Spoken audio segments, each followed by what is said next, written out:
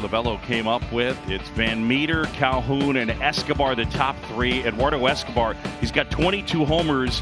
It took him 5 years to get to 21 career homers. He's got 22 this season and an all-star.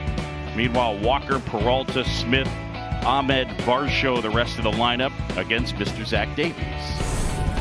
He is indeed the starting pitcher for the Cubs today, and it's brought to you by Budweiser. This Bud's for you. The slender right-hander throws a sinker at 88 miles an hour. Changeup a plus pitch 33% of the time, so relies heavily on that changeup. Occasional curveball, occasional cutter. 5-6 with a 4.35 ERA.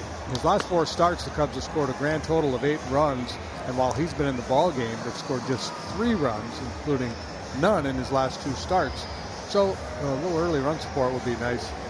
If I had one question for Zach Davies, it would be, how did you pick It's Tricky by Run DMC as your mound and walk-up song? How much do you know about Run DMC? Go.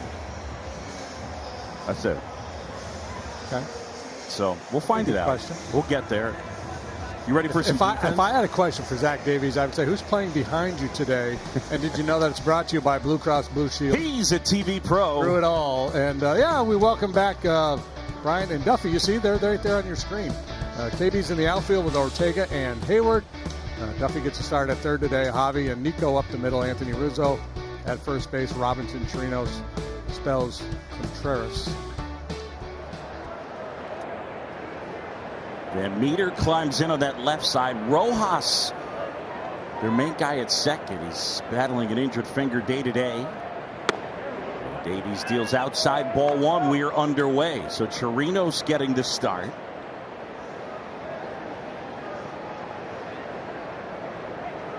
And Van Meter, who grew up in Indiana. A Cubs fan. He's come with his family to Wrigley Field. Both he and Dalton Varsho with friends and family in the house. Good pitch, good try, but now 3-0. Bill Welke is our plate umpire. Okay, there we go. We got that bit of business covered. We know who to second guess the rest of the afternoon. Apologies in advance, Bill. The shift is on, and there's a strike.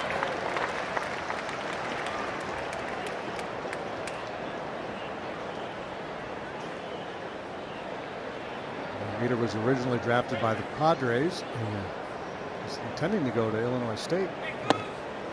Signed with the Pods. Oh.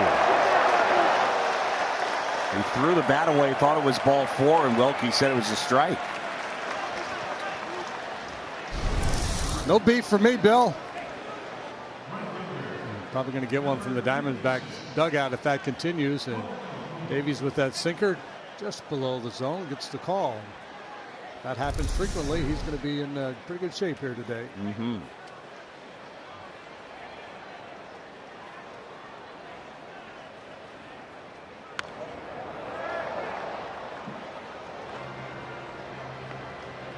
You mentioned Van Meter, drafted by the Padres in 13th, 5th round. Got his first taste of the big leagues with the Reds and then moved to Arizona in the Archie Bradley trade.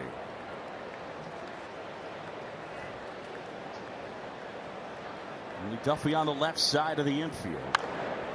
And this one popped up, foul out of play. Here's a fun Van Meter factoid. In high school, his nickname was Homer. Homer Van Meter. Not because of his baseball abilities, but apparently there was a member of the Dillinger gang back in the day by the name of Homer Van Meter, who may or may not, I don't know if he was a distant relative of the family. Ooh. 3-2. And that one, foul tip. Is he out? What do you got, Bill Welke? No. Yeah, no, it's not a foul tip. Bill Welke saying out. Wow. Boy, Van Meter's got 2 beefs in this sequence, and umpires are going to gather here, and I think they're going to say, "Hey, we saw it, Bill. Foul tip." Yeah, they're going to get together. I think what Bill Welke was saying was that it came out as Chirinos was pulling it out, and clearly that was not the case. Yeah. It's a foul ball he didn't hold on to. Yeah. So, although I don't think Torey Lovullo is getting any satisfaction here. I'm not so sure that they are going to overrule this call. I mean, the base umpires, they can't claim foul ball if they don't know for sure. I'm sorry, that's on me. I think maybe is what you're going to say. So he is going to get satisfaction. I think Bill's saying, hey, man, just ask. We'll talk it over. You don't have to come out here screaming at me. Torey Lovullo's like, hey, man, I'm having a really bad year. My club hasn't won many ball games. We've lost 30 of the last 32 on the road. They won 11 road games all year, so you can understand Torey being a little frustrated. But they got it right ultimately, and yes, here we go. Did. In the air, right field. And that 5-minute at bat comes to a conclusion. Time now for the keys to the game, and they're brought to you by your local Hyundai dealer. Well, what do we have for you here today? Yeah, we talked about the Diamondbacks struggling on the road. Just 11 road wins all year. Early returns. How about some early run support for Zach Davies? That might set some things up for the Cubs. And how about some early runs just period? That's something they've struggled with lately. And we got Bryant and Duffy back. So, Bruffy. It's a Bruffy day at the ballpark. I think that's called a portmanteau. Portmanteau, when you put two words together like that, like a spork. Can't help. Now, did you do these on the ride back last night? Yeah, that was top of mind.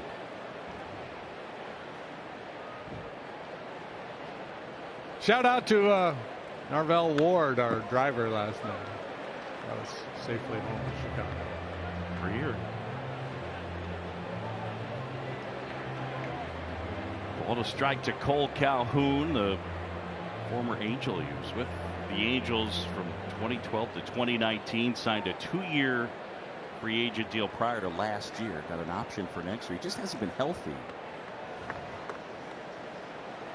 Former Gold Glover. And a swing and a miss right there. We talk about Davies and Hendricks, and all pitchers talk about it, but Hendricks is really good at it, and that's what Davies specializes in too, is reading swings, changing your approach based on the swing path of the hitter. You see, you have a little uppercut swing. You figure he might be susceptible to a high fastball. And another one. There you go. Just like that. He's not a guy you think about working up in the zone, and I think early on in the season, the scouting report for him might have cramped him up a little. No food up there, Cole Calhoun. Not with that kind of a swing. You got to be a top hand down through kind of hitter to get on that one. So here's Eduardo Escobar. We always, we think about high fastballs as where the high velocity guys live, the spin rate, four seam guys, but we've seen it with Hendricks a lot, and, and with Zach as well. You don't have to throw 95 to beat guys up. Scooped in the air left field. Bryant coming on. High sock look for Chris. That's the third out. He gives the fans a souvenir. And they go 1, 2, 3. The Cubs coming up to hit. Let me see your hat. Let me see your glove. To lead things off, and let's check out the Cubs lineup. It's brought to you by Benny's Beverage Depot. If you can't find it at Benny's, it's probably not worth drinking. Ortega, Bryant, Rizzo, the top three. Then Baez. Welcome back, Matt Duffy. Good to see you. When the Cubs were really going well, that good bat contact was in the lineup. Hayward and back of him, Horner, Chirinos, and Davies against the other Zach Gallen, that is. Yeah, a lot to like about Zach Gallen. He's got good changeup. Fastball that sits right around 94 miles per hour. He'll curve you, he'll slide you, he'll cut you. He hasn't had a lot of success with a 1-4 record, but he's pitched well. 3.86 ERA, 37 career big league starts, and a 3.04 earned run average for this talented young right-hander out of the University of North Carolina.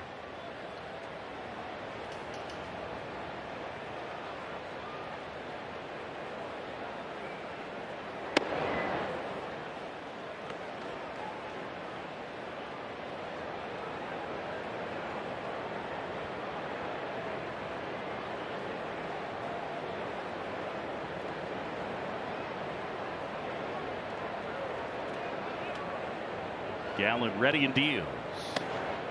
And a swing and a miss. It's a steamy Friday afternoon. How steamy? Glad you asked. Jason Hayward has an answer. Yeah, that's ice on his head. Go for it. Oh.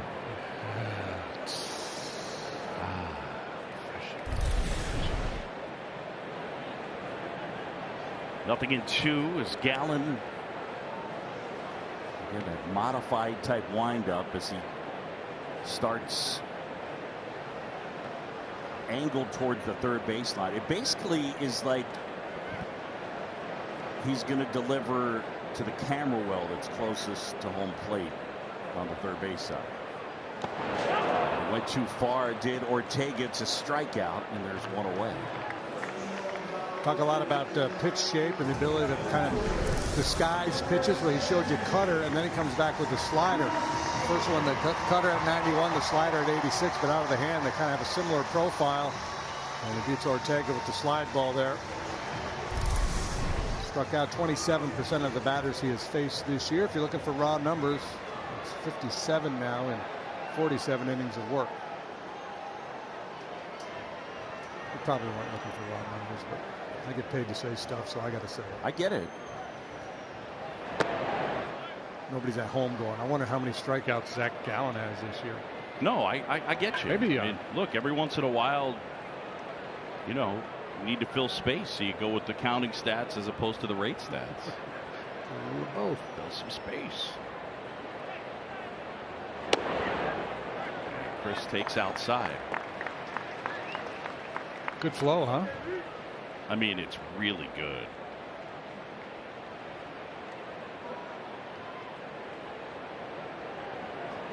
He's got some of the widest hair in the league. There's no question. There's a width component. I think if we were really breaking it down, you'd just say it's got good body. Yeah, that's the word. Yeah. Kind of looks a little bit like Turk Wendell from back in the day.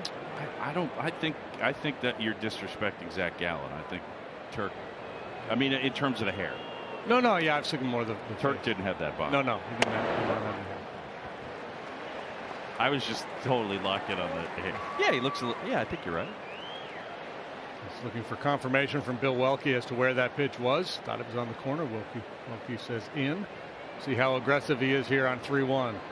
Get it ready, big boy. Bryant waits. And a fastball for a strike. We always talk about the ability to throw a secondary pitch in a hitter's count, but a really well placed fastball will work sometimes too. I mean, that's right at the knees. If you're KB, you're looking for something you can drive. You're not necessarily looking something below the knees or right at the bottom of the knees. Goes off the inside edge. That missed, and it's ball 4. Bryant will take his base. How about some defense, JD? Why not? It's brought to you by Muscle Milk. Own your strength. Got some talented defenders out there in the outfield. There's a pair of Gold Glove winners, Peralta and Calhoun. Left, right, Pavin Smith gets center today. Escobar is joined on the left side of the infield with Nick Ahmed. He's one of the best in the business. Van Meter and Walker cover the right side, and Gary Varsho's son Dalton is the backstop this afternoon.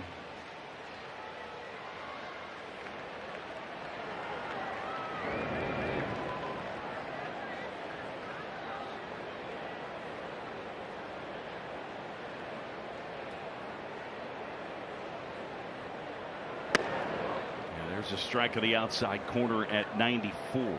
Rizzo strike.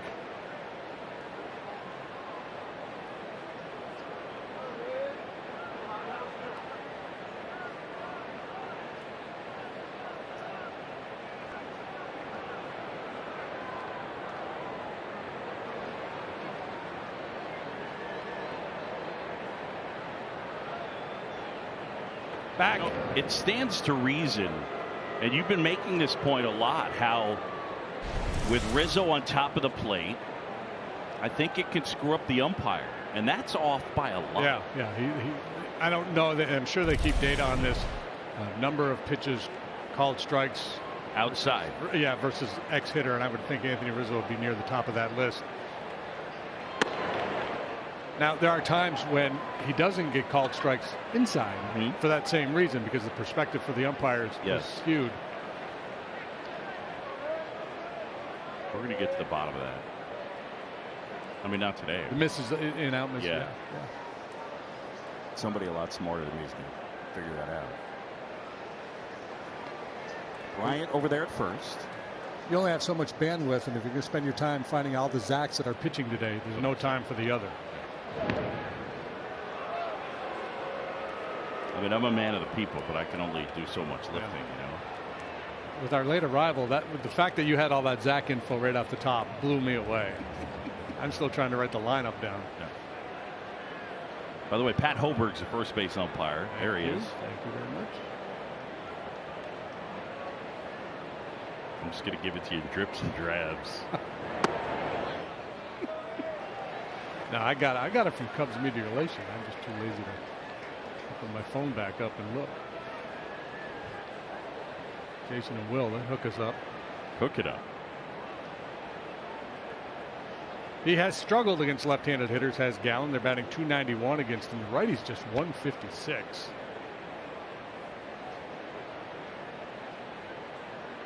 Right, small lead at first. The shift on against Rizzo, but they're all on the infield dirt.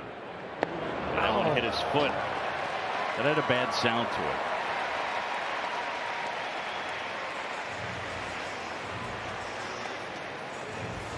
The hope was to get some early runs, and the Cubs in position to do so after a walk. Really well done by Bryant, working that walk, and now Rizzo gets a little shin burger. First and second one out. Let's take a listen to the sound of pain.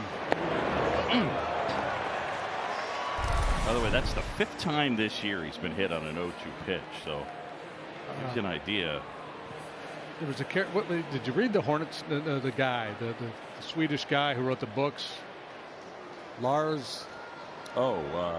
Kiss of the Girl with the Dragon Tattoo. Yes, and there was a character in there that couldn't feel pain. In one of the trilogy of books, and there was a character in there, a villain, that could not feel pain. So there are times I think Rizzo has that same condition. Drilled left center field. That one on its way. Out of here. Javi Baez, touch them all. 3-0 Cubs. Yeah, jump for joy.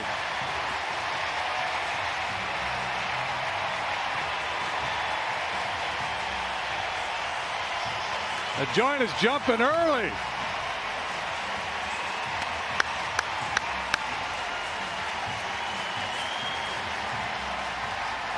I think he went up there looking breaking ball. Maybe just went up there looking for the baseball. That's normally what he does. If he can reach it, he's going to swing it. Home run number 22 for Javi Baez. And there's early run support for Zach Davies.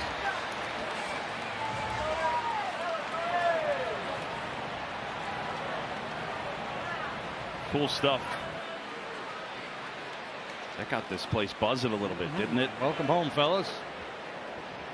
And again, you know, whatever you want to say about the elephant in the room and what happened in 2016, but you win it all, and you know, trade deadline coming up, and Baez hits a homer and knocks in Bryant and Rizzo. Fun moment. Yeah.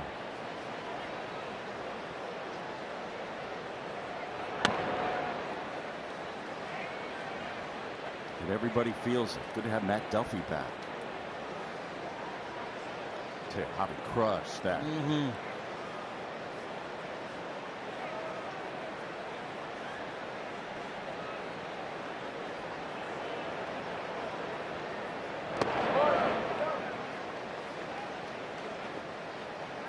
Duffy was out with a back problem, and it was just one of those things that nagged him, and he would start rehabbing, and there would be an activity. Throwing, for example, was problematic for him. He'd have to shut it down a little bit or go backwards. That one bounced up the middle. Ahmed on the move, and a Gold Glover makes the play.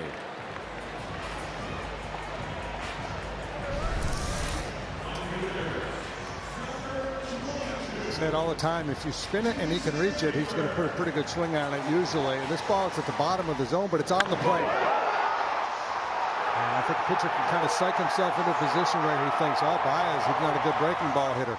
He'll chase breaking balls out of the zone for sure, but he is not a bad breaking ball in the zone or close to it. He's going to find the barrel. So 22 long ones, 64 batted in now for Javi. One note on the Diamondbacks. You know, you put up a bad record, there's a lot of recipes as to why it happens, and one is that was the 25th first inning homer that Arizona's allowed this year. That's the most in the majors.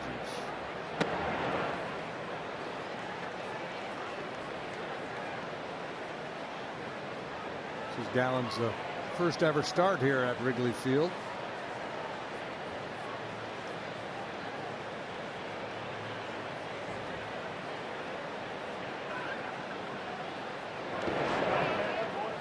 Downstairs. He was originally drafted and signed by the Cardinals. He belonged to the Marlins, traded to the Diamondbacks in 2019.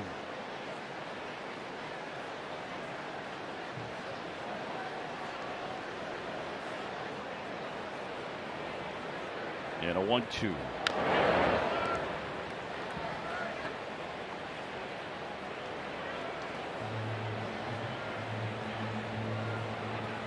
Congrats to Jason. Last night played in his 1500th career game.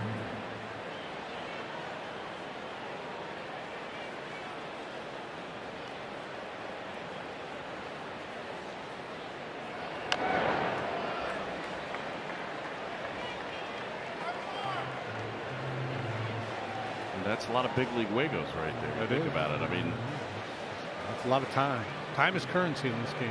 In the clubhouse, you got time, you got respect. Yeah. Some young guy starts popping off. How much time you got, kid? No, it's a big deal. Off the inside corner. So now 2-2. On the right side for the Diamondbacks, it's Escobar, Van Meter, and Walker. Javi Baez has hit a 3-run homer. He should change that medal and get the gold medal after that swing. Olympics they're going on right now.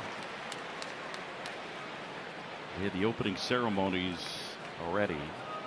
How about that? 3 first inning runs in the previous 8 innings, 1 through 5, 7 total. So nice to get it going early.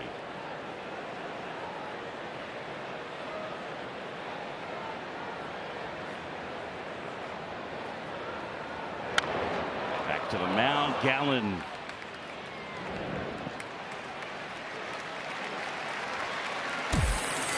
And that's the inning. Baez gets a hold of a breaking ball and blasts it out. And the Cubs lead at the end of 1.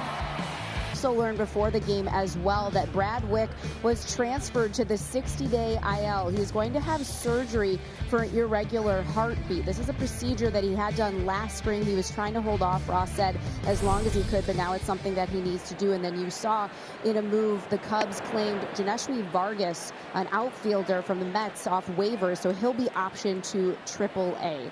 So you can see those games on Marquee Sports Network when you want glimpses of these guys in Iowa. Yes. Do you know Shameless anybody? plug. You know anybody that calls those games, Elise? I might. Well, you get me back to me with some names. Okay, I'm going to do some research. Davies ahead 0-2 on Walker. It'll be Walker, then Peralta, and then Smith.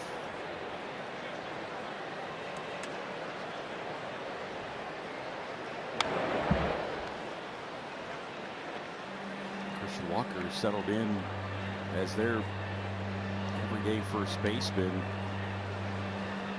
29 homers in 2019 to really take over that job from Jake Lamb. But remember, that's who they thought it was going to be. Remember, from 2011 to 2018, the guy we just saw in St. Louis was the Diamondbacks' first baseman, Paul Goldschmidt. Yeah. He was beloved out there. You look at the all-time the leaders in Diamondback history in terms of the rate stats. Goldschmidt at or near the top of the leaderboard in all the important categories. Walker, his first year as a full-time first baseman, as you mentioned, had a real nice year in the power department. So people were like, hey, maybe it's not so bad without Goldie. But those are tough shoes to fill, Paul Goldschmidt. Yeah, you're not kidding. I mean, a great all-around player. A tide called here. Walker just the 4 home runs so far this year, 60 games, 236 plate appearances. Plays college ball at South Carolina, originally drafted by the Orioles. And Davies able to get him. JD, how about some wind? Yes. Wind conditions are brought to you by Weather Applied Metrics, powered by Tomorrow.io, the weather intelligence platform. Oh, you don't get a lot of green on the screen, do you? But in center, it's neutral, nada, 0. If you're a hitter, it's a helper to left. It's a hindrance to right. Hindrance? Hindrance, but could it be a hinderer? Sure. Okay.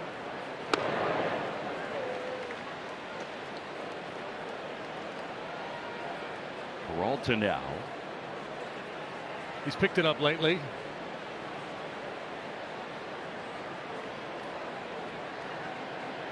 Another guy not done much slugging this year. Not in the home run department. It's a good hitter's ballpark out there in Arizona too. The ball carries well. But yields a lot of doubles and triples. Big outfield with some funky angles.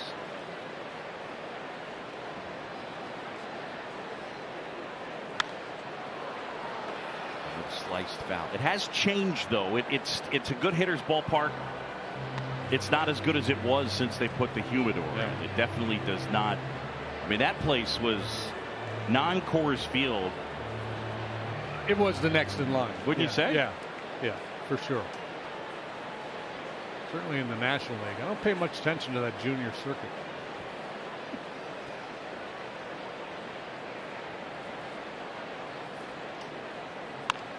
With a little roller. This is Nico Horner. Gathers it in, throws to first. Peralta is out. Do you have electrical work you need done? Visit poweringchicago.com and click the Find a Contractor button to learn more. Powering Chicago, IBEW Local 134, NECA, Chicago. It's kind of, one of the interesting things I've always contemplated is to be a pitcher in the National League West. And because San Diego, San Francisco, Dodger Stadium, all pretty good pitchers' parks. You'd be very comfortable there. You look forward to pitching there. But then you have to kind of pay the price by making starts at Coors Field and in Arizona. Chase Field. It's interesting though because Petco has gotten a little more fair since, and they had to manipulate the fences and stuff, and now left and left center it's pretty fair. It was right and right center that was the unfair spot. And then Dodger Stadium's really quirky because if you look at the numbers, and it always surprises people, but it's a good home run hitter's park. It's not a great run scoring park, but it's a good home run hitter's park. Well, they've always said about Dodger Stadium in the daytime that the ball really goes there, not so much at night. And that's what's changed, is that I talked with Andrew Friedman about it in terms of the marine layer or something, but at night the ball carries better at Dodger Stadium the last 5 years or so. Wow. Maybe it's all the fires. Like, who knows, right? Who knows? Climate change.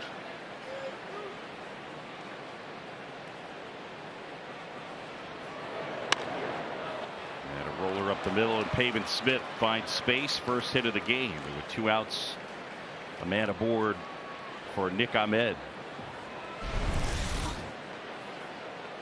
Smith makes a lot of hard contact. This time he's fooled. He's out in front of this one a little bit, but he stays through the zone, doesn't he? Good hands. You see him work the lower body to kind of stay on that pitch down below the knees. That's a good pitch by Davies and a good result for Smith.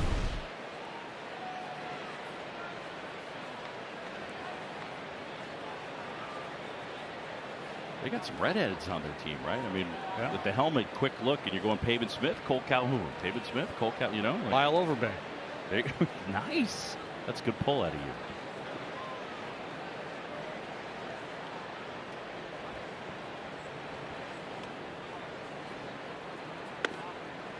Strike on the outside corner, nothing at 1 to Ahmed.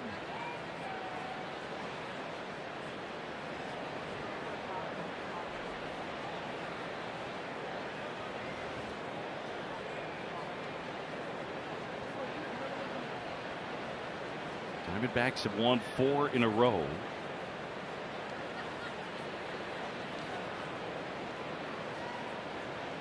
Davies comes set. 4 of those wins at home. The finale of the series with the Cubs. Swept the Pirates.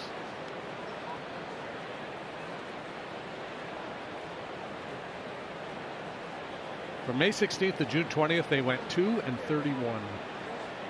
A 13-game losing streak. They won 2 out of 3, and then had a 17-game losing streak. Oh.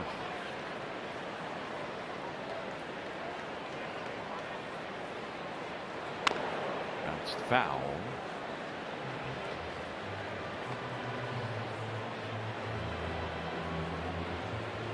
They lost 24 in a row on the road. Torey Lovullo should get Manager of the Year votes for just having to endure that. Gosh.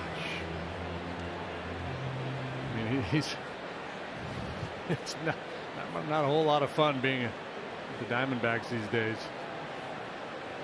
He's a great dude. Yeah. David Ross knows him well. He was the bench coach when David Ross and the Red Sox won it all in 2013. He was the bench coach under John Farrell. So those guys know each other well, and he is well thought of, well respected. I know David Ross loves him. Yeah, you know, sometimes when a team just has the year they're having, sometimes a club will decide to move on, change managers, just to change the narrative and to help sell tickets. If that were to happen, I would assume he would be employed rather quickly by somebody else. I would agree.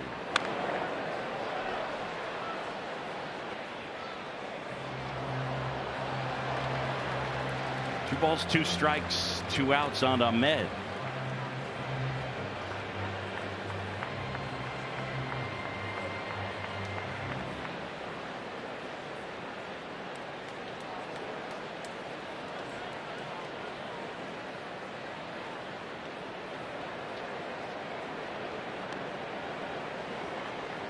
Smith at first.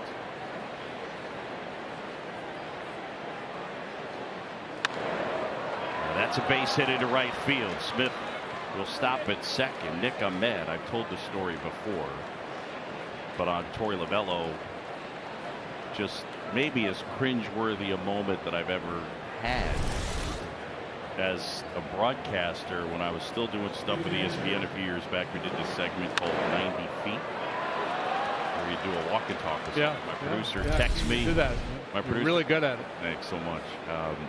The producer texts me, "What are you thinking about for 90 Feet?" And I said, "I'm thinking about Torey Lovullo." And my producer never texted me back. And I said, "Well, I'll go ahead and set it up with Torey." So I go to text Torey, and I realized that instead of texting my producer back, I've texted Torey Lovullo, "I'm thinking about Torey Lovullo" at like 11:30 at night. Why wouldn't you be? And it's just one of those, you're looking at your phone and your immediate reaction is no. And then you got to text Torey Lovullo and say, "Torey, sorry for the creepy text. It was for my producer because we wanted to get anyway. Would you still do it?" So we did the segment with Torey Lovullo. Wife is a huge Bills fan.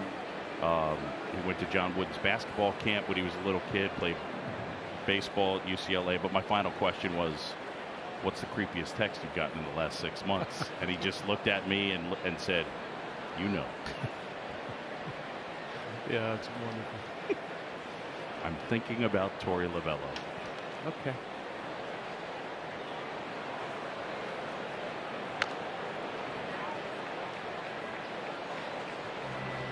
Two on, 2 outs. Here is Dalton Varsho, as you mentioned. We had the Diamondbacks in Arizona, named after Gary Varsho's teammate, Darren Dalton.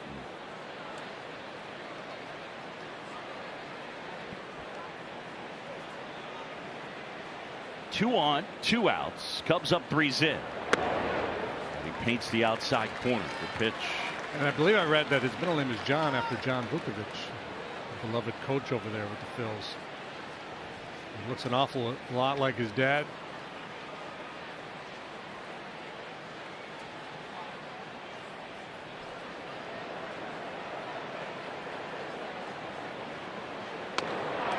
Swing and a miss. Nico Horner scheduled to hit. He will lead things off. Bottom third of the order.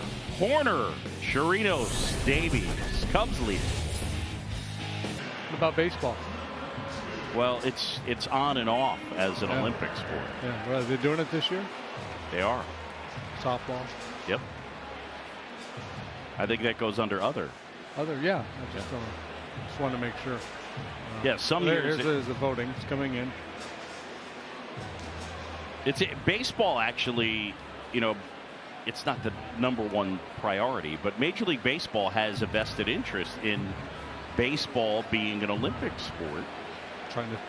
That's right. Internationally. Well, and in places like China or other spots where you think you might be able to grow the game, the only way that they're going to get funding for the sport is if it's an Olympic sport.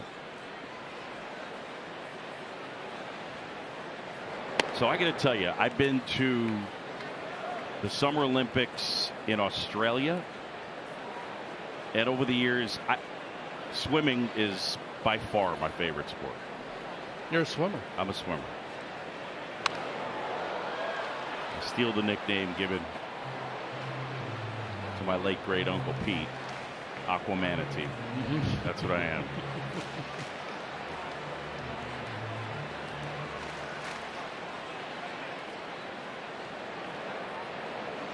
It's really compelling. You should have somebody make a T-shirt with you combined with the manatee. Yeah.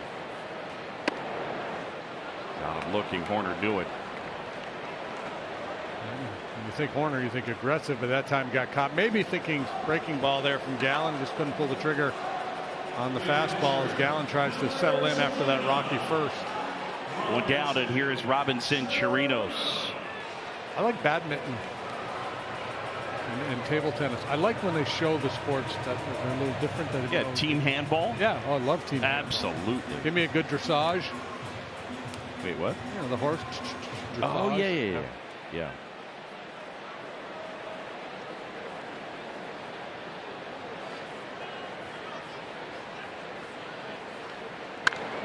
That's a rip out into left center field. Base hit for Robinson Chirinos. Peralta will pick it up and fire it in.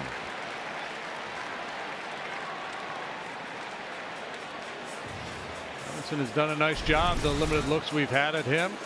Veteran backstop. It's a cut fastball right over the heart of the plate. That's a good shot, guys. That's cool.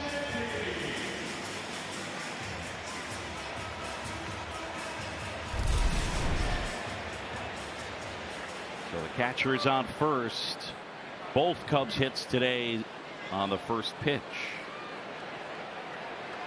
And with one out and a man aboard, it's Davies up here. Zach at 123.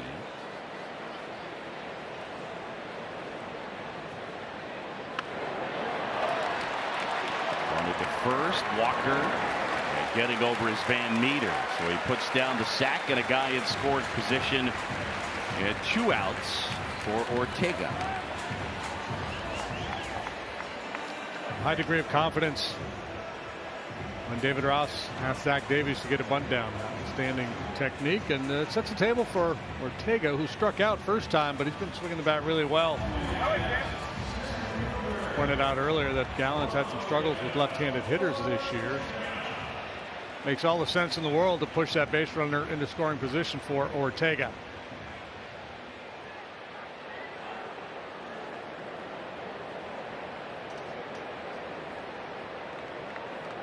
Kind of into the soccer too in the Olympics.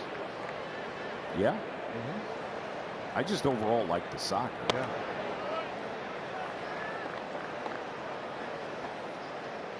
The soccer? Just, you know.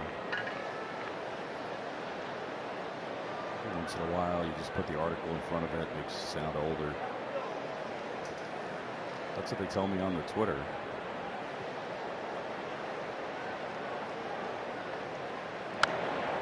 Fastball right there, and he was a little late. It's not raining, is it? It's just a little hazy is what it is. It is. It is raining a little bit. There's a smidge. Let's go down to our weather person on the ground. Live reporting third base side. Here's Elise Menaker. I would call it a light drizzle at this point, pretty steady. There's been some drops earlier, but now, as you can see, can you oh, there, hi, see? Let her out! Left field. Ortega retired.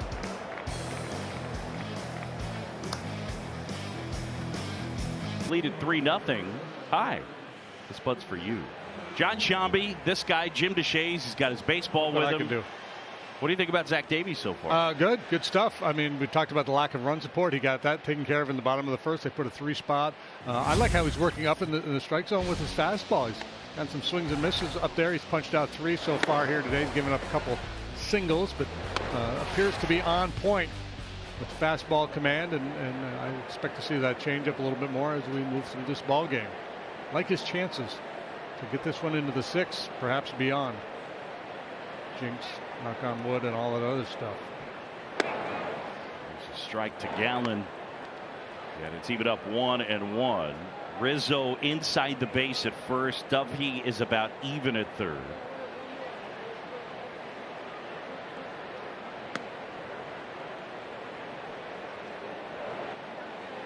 So Zach wears the glasses to pitch, but not to hit. Not to hit.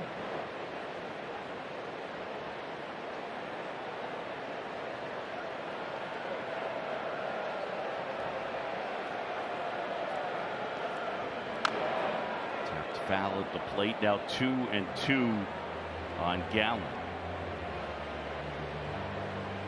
I'd buy stock in Zach Gallen. Yeah, I'm with you. Wouldn't you? 100%. You're talking 25 years old. Got a good mix of pitches. Yep.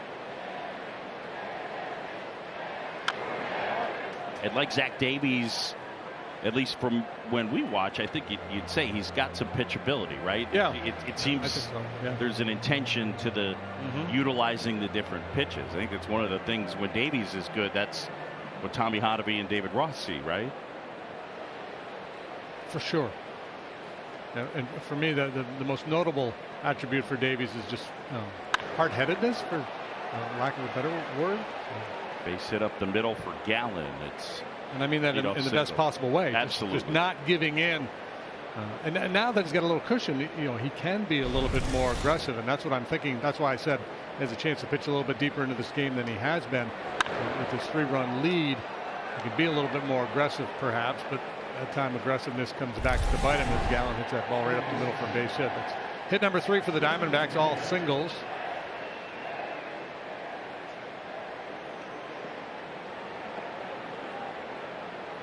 One down, and here is Van Meter.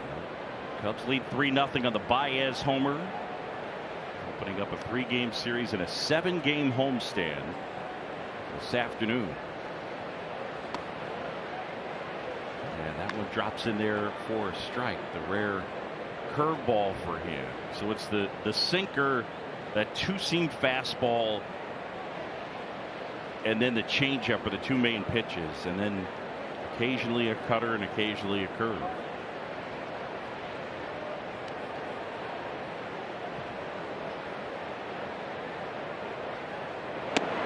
There's the changeup. There's a bunch of left-handed bats in the lineup for the Diamondbacks here today, but when you look at the numbers, you really don't want to stack your lineup with lefties against Davies. They're really good against them.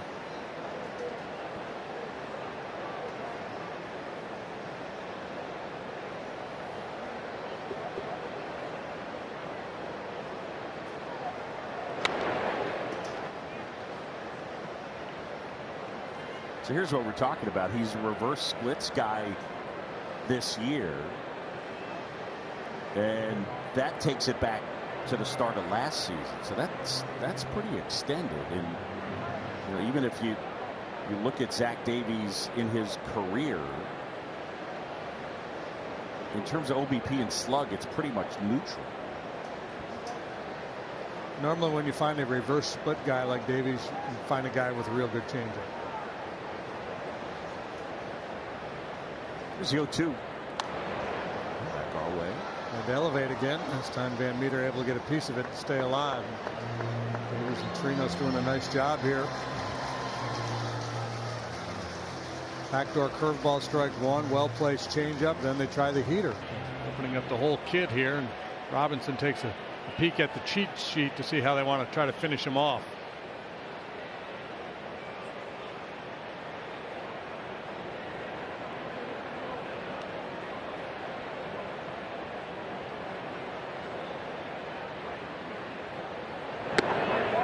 Foul ball that just came back. These two kids that just got their hands on a baseball down to our left are so excited.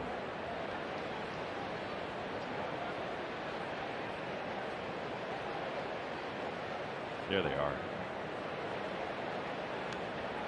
I mean, wait till they find out they're on TV, then they're really going to blow up. Yeah. That one just missed. Now 2-2.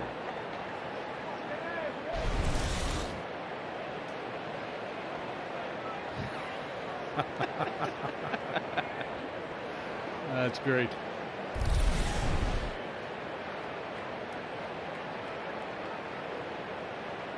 Got to put it out on social media, on the Twitter, the Gram. Outside corner, got him. And Van Meter retired. For Davies, his fourth strikeout, one away. Yeah, he got him thinking, doesn't he? A couple changeups out there. Then he goes back to the fastball. The changeup was fading off the outside corner. This fastball sits on the corner. Perfect pitch. I mean, talk about working the edges.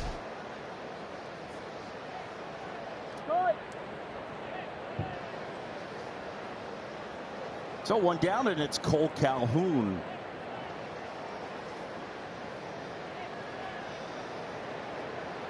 Struck out swinging his first time. Davies actually went upstairs with his fastball.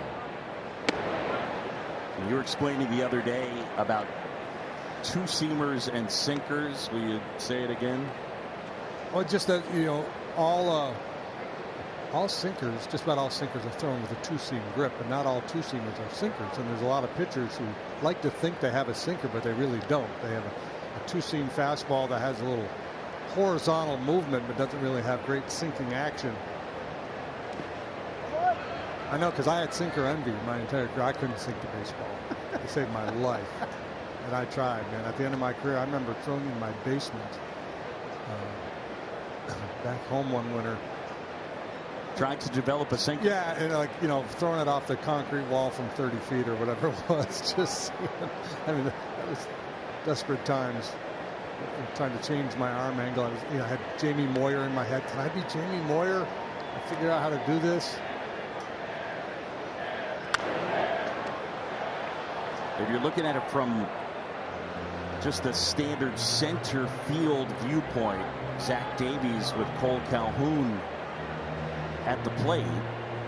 From center field, in terms of the movement, you're looking at a pitch that will move away with the two-seam grip, so to the right of the screen. But if it's got a sinker, obviously away and down.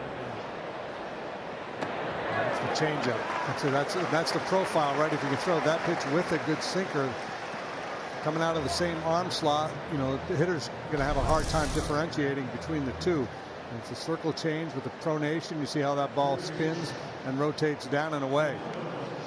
Sinker's like 87, 88. That changeup at 78. And that's the other thing about Davies. He has real good differential between his fastball and his changeup. There are a lot of guys just 4 or 5 miles per hour difference. He's about 10 miles an hour.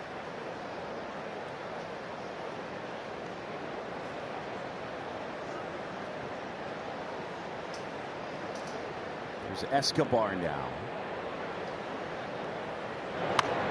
Fouls went off. You were talking earlier about service time. Yeah. It's been a while since we've been at a big league clubhouse, but they put on the door, usually one of the entranceways, they have a list of the active 25 and their service time, and they're listed by service time on the door, the entire roster. And Eduardo Escobar, when he was with the Twins, he's got a magnificent sense of humor. And a guy that he got to be really friendly with was Brian Dozier. And I think he's got 10 days more service time, or had 10 days more service time than Brian Dozier. And every road trip that they would make, they put up the service time and he would circle it above Dozier and say, look at the time. That's a baseball joke right there, isn't it? That's the type of thing. I got more time than you. 10 days, but I got more time. I don't know that it was exactly 10 days, but he had more time than Dozier. And he... almost like a prisoner. How much time he got? How much time he got? But this guy is a great personality. We touched on it when the team was in Arizona. Ozzie Guillen was a big advocate for him with the White Sox, obviously both from Venezuela. And he's probably a trade chip before the deadline. There was talk that he might end up back with the White Sox. They got that hole at second base, magical out. We shall see. Yeah. I would imagine the Diamondbacks are going to answer a lot of phone calls about his availability, and just a matter of the acquiring club is willing to meet their price. Only guy in their lineup today with double-digit home runs. He's at 22. And the rain falling a little harder. A walk puts runners at first and second.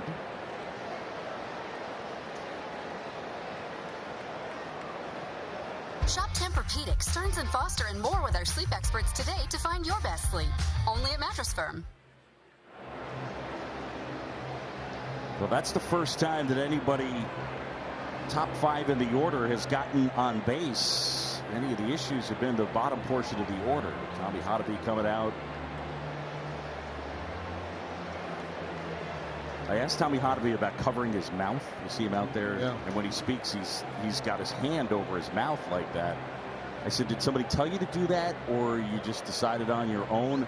And he said, no, you know, when I was the run prevention guy, I just watch a lot on TV, and I realized how much you could see what they were saying, and you learn some stuff. So I just decided it's better this way. I mean, it's like, why not, right? Yeah. I mean, you're probably not going to tip anything off. There's probably not any great information that's going to be translated in the course of the game based on what you see the pitching coach say. But just in case there is,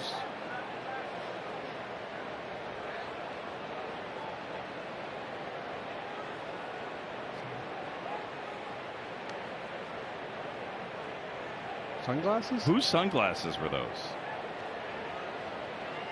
I don't know.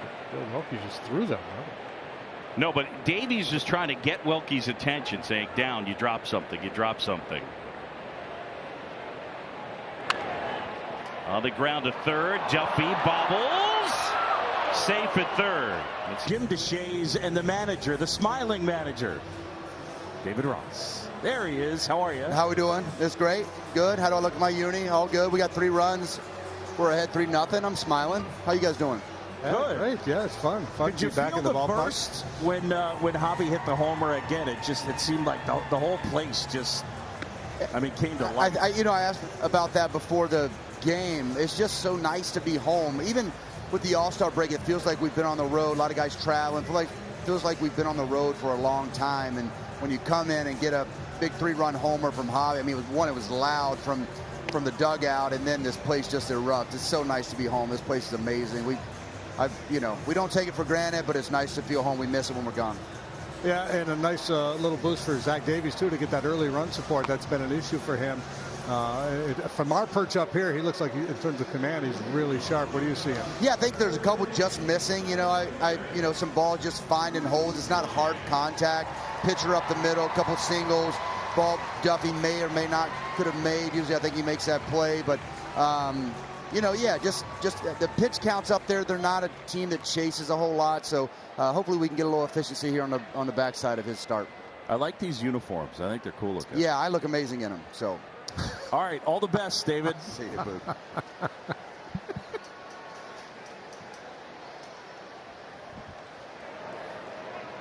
There's Chris Bryant now.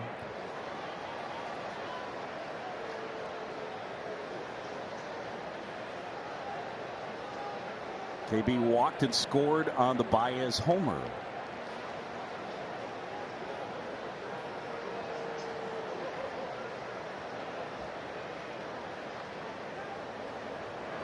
And it was such a typical Chris Bryant walk. Yeah. Got a 3-1 fastball, but it was kind of bottom of the knees, not what he was looking for. A lot of hitters in that situation are going to get a little antsy, like, oh man, I let a heater go, I'm going to be ready to swing and attack. And he just wouldn't. He didn't chase. The next one was off the plate inside, and he took his walk.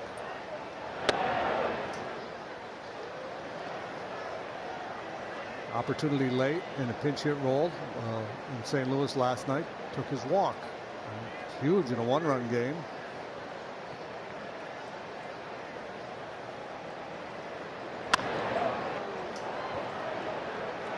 That's the thing, right? I mean, as a hitter, it's 3-1. You want a fastball. And it's understandable, and it happens at the big league level. But for a lot of guys, it's 3-1. You want a fastball. You get a fastball, and you swing. But it's not where you want it to be. So it doesn't yield a good result. The guys who are elite consistently are looking for a pitch specifically and that pitch in a spot. Right. I mean, and then it's possible that he was fooled by the 3-1 fastball because you don't see that many of them. But again, you know, if you're looking in a zone, you're looking for a certain pitch. A lot of hitters say, well, they're not. I don't guess, but they definitely play percentages, right? Or they try to cover multiple pitches. Yeah. Protecting against this, but I still got to be able to react to the fastball. And I think sometimes guys will I'm going to go up early and look for a certain pitch on 0-0 and try to ambush a guy.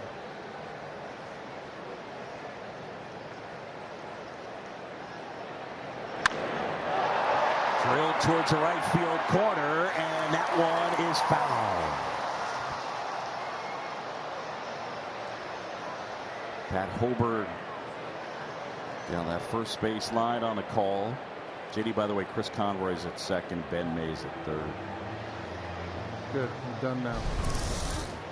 Here to help. Who's the replay official back in New York?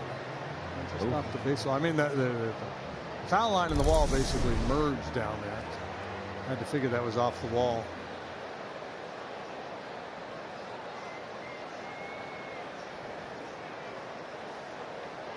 One of the unique features of Wrigley Field.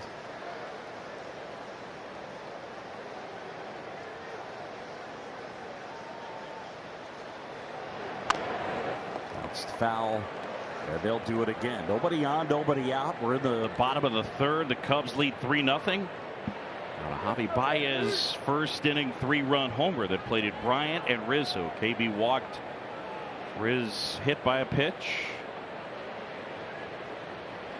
3 fielders on the left side. Escobar, Ahmed, and Van Meter.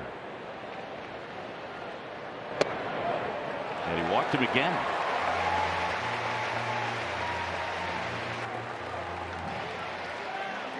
Download the MLB app to get in-game video highlights, live pitch-by-pitch, breaking news, player updates, stat leaderboards, and more for your Chicago Cubs. If you're looking for breaking news, if you went to the app, you would see that Rich Hill has been traded to the New York Mets.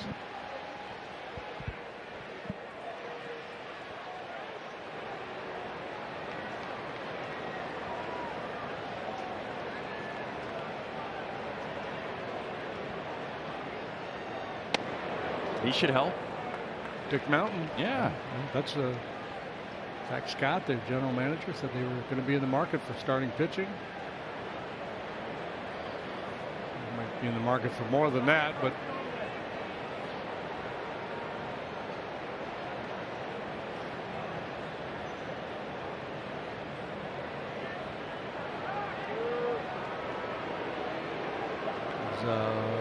Hill to the Mets, Tommy Hunter, and minor league catcher Matt Dyer to the Rays.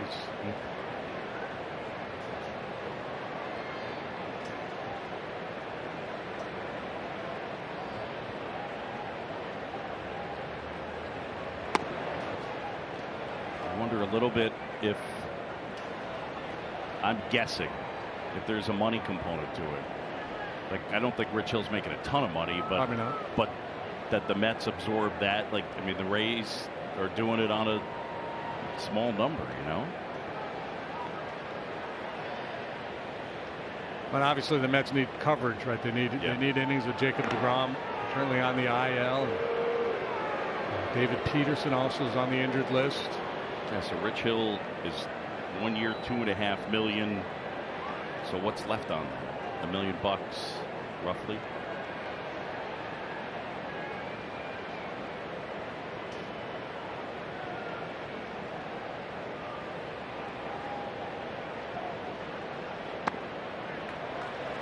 And the Rays can cover those innings. I mean, the one thing the Rays have shown is an ability to. They still doing the opener thing? Yeah, I think the guy who's throwing today, I believe.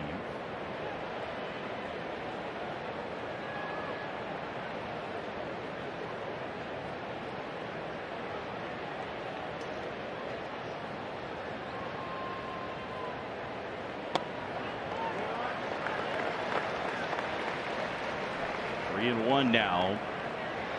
Rizzo. Yeah, it's, you know, with Brian and Rizzo back to back in the way they really make you work. And they really proved to be very good table setters for Baez last go around.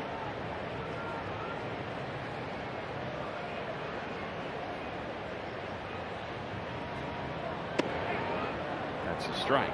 You know, normally when you think table setters in baseball, you think of these scrappy little guys who foul off pitches, work walks, and get on for the big guys. But in this instance, we've got a couple of sluggers who are willing to accept their walk and set the table for the guys that come behind.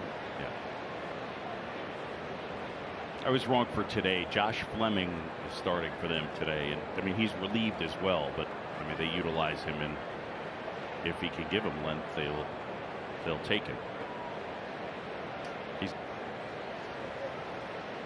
Yeah, they have 17 starts of less than 3 innings. Yeah. So still doing it. Just won't be Fleming today. He goes up against another Zach Plesac today. It's a 5 Zach day. That's a line drive and a base hit out into center field. Bryant's not going to stop. Throw into second. And that's good to see. KB looked good running. Rizzo with a solidly struck single.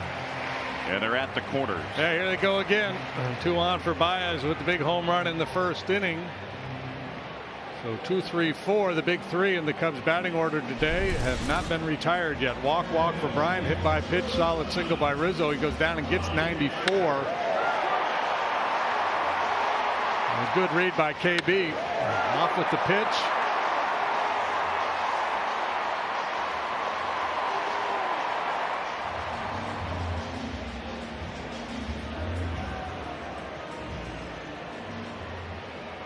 Man, it looks good in that uni. He looks good in that uniform.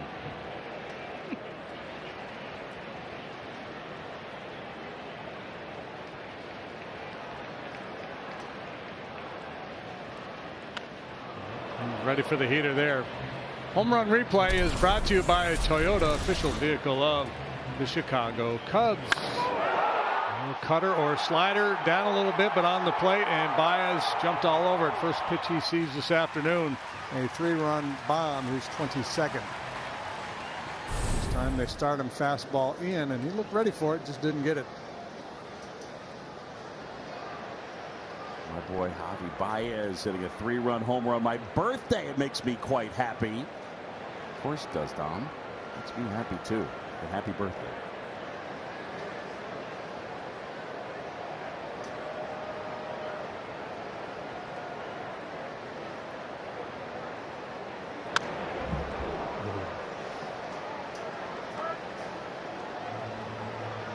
So Tatis leads the league in homers, then Schwarber, then Acuna, and then Javi tied with Muncy, Freeman, and Escobar. Schwarber's still on the IL. He was on a crazy pace when he got hurt. Like a multivitamin. It was 1 a day there for Schwarber.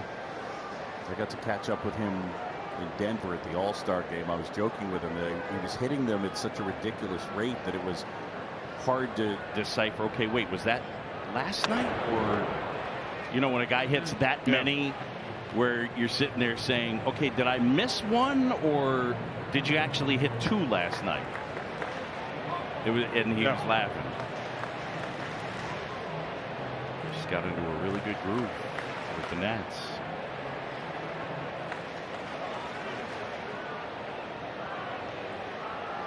You would think he would take a couple of shots way out of the strike zone here, whether it was a breaking ball, a foot outside, or a neck high fastball. 0-2 now. That's the third. Escobar coming home. One hopper, tag, out at the plate is Bryant.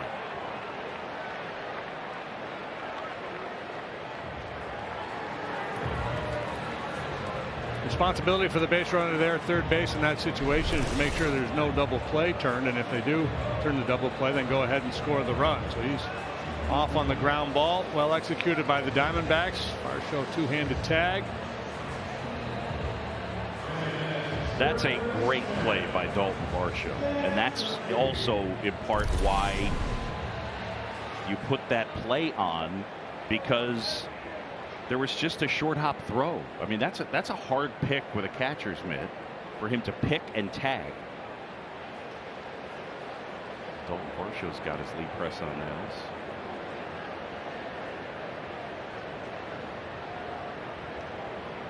So 2 nights ago, the Cubs had 3 runners thrown out at the plate. So here's Duffy in a big spot.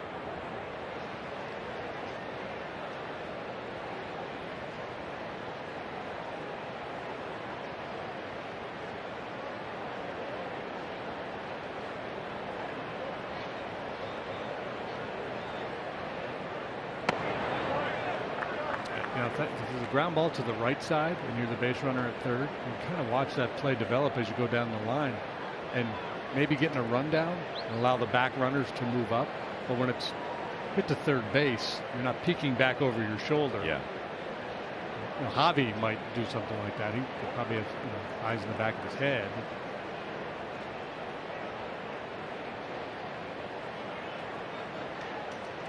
One out to Duffy. Good eye right there.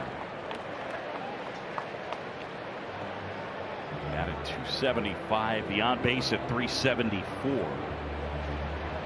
It's funny, the Matt Duffy story this year went from a guy in spring training where it was like, oh, okay, depth piece, a guy will go down to AAA, and if somebody gets hurt. Well, because he wasn't healthy, I don't think, when he got to spring training. He wasn't entirely healthy.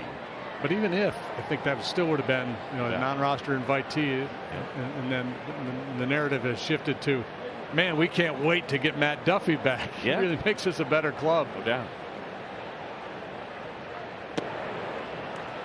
And what does he do well? Well, contact. So when you're looking at a league that is just filled with swing and miss, the sequence in your order when you have a guy up that gives you a good at bat, but specifically probably isn't going to strike out and definitely isn't going to swing and miss a ton. That's who Matt Duffy is. Guy who finished up as the runner-up of the Rookie of the Year voting in the NL with Chris Bryant 2015. A pitch in for a strike. David Ross was a big advocate for him.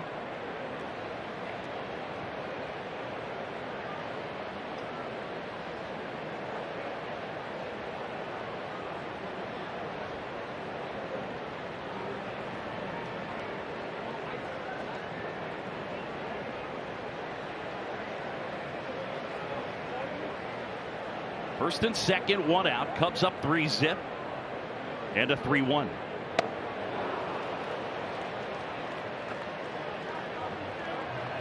Well, you guys are talking about Duffy, and I was talking to Anthony Iapose, the Cubs hitting coach, before the game, and actually in relation to Javi Baez, but he told me something really interesting. He said that Baez has said to him before, how do I do what Duffy and Horner do?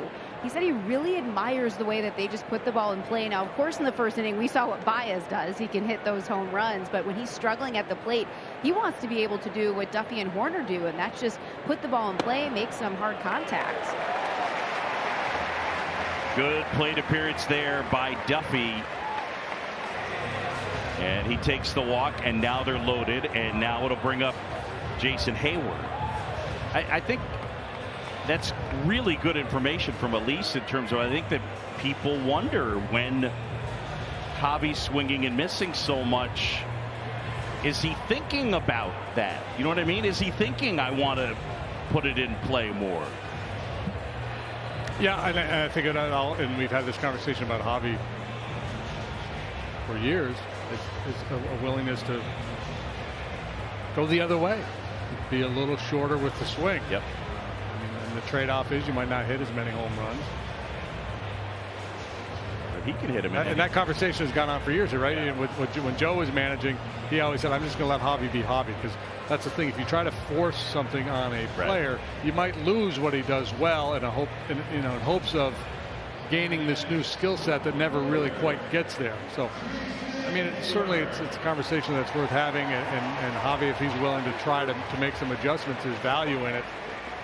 But he's talked a lot about just the anxiety in the batter's box. He gets up there in big moments. He wants to do something huge. Yes. He's got that elite bat speed. Yeah, he wants to shine.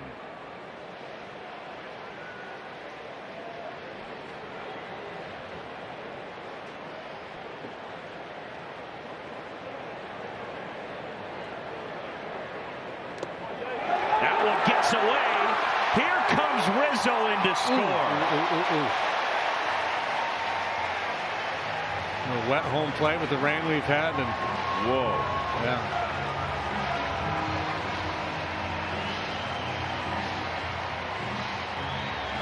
Looks like he's okay, but that was scary. Yeah, it is. Up there down home plate, and he went out from underneath him. Varsho tries to pick this changeup in the dirt, doesn't have time to move the feet and square up behind it. And that usually spells trouble for a catcher. You can see his right foot just skid across the top there.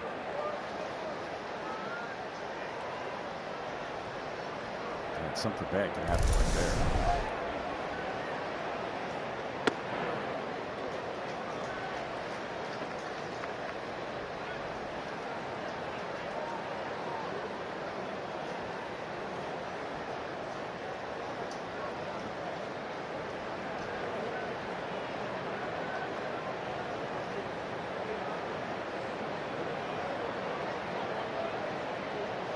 Field in. This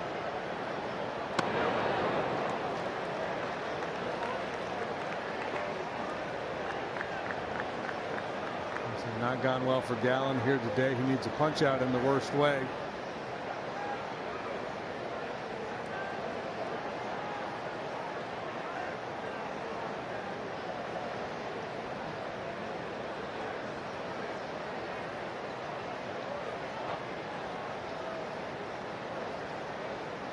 Escobar, Ahmed, Van Meter, and Walker on the edge of the grass. Hayward awaiting a 1-2 with runners at second and third and one out. 4-0 Cubs.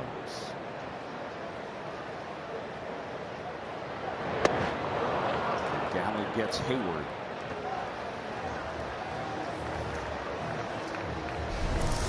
Sometimes when a hitter's in the mode of I just got to make contact here, they get a little swingerish, get a little aggressive. Jason falls prey to the good breaking ball from Gallen. His third strikeout this afternoon. That'll leave it to Horner to come through with a big 2-out knock. I think it's a good point, because and then it's still about skill set, right? Anthony Rizzo's a guy who's tough to strike out. You look at Anthony Rizzo with 2 strikes, his swing rate goes through the roof. That's the way he does it. Not everybody can do it that way, right? His 2-strike swing rate is way up. Incredible. So I mean, his 2-strike swing rate, I believe, is in the 70% range. So it's choking up. Yep. And you think back to that epic at bat he had here with the 15 pitches and then the home run or whatever it was. Yes. And that works for him. Yeah. The other way, base hit. Horner off the sidewall. 2 runs coming in to score. Nico to second. Tag. Out. But 2 runs score. Nico Horner delivers. And the Cubs on top now by the count of 6-0. He was the second of the 2 coming around on that one. And he barely got there ahead of that out call at second base, but he got there.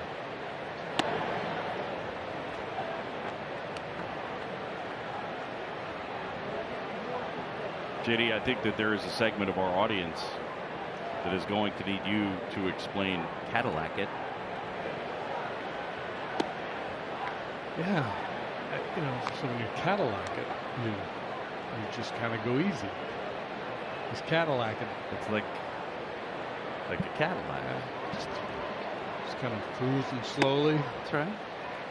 Check me out. In my neighborhood, they call it the Cad Duke. The Cad Duke? Yeah. I've never heard that. Mm-hmm. Is that a portmanteau? Portmanteau? Nah. It's just Cad Duke. Yeah. CAD hyphen DUKE. Yeah. Cad Duke. Instead of a Cadillac. 3-1. And now it's filled up. Cubs have put up crooked numbers in the first and the third. In the 4-game St. Louis series, they did it twice. Crooked numbers. So, a good spot here, up 6-0, top 4.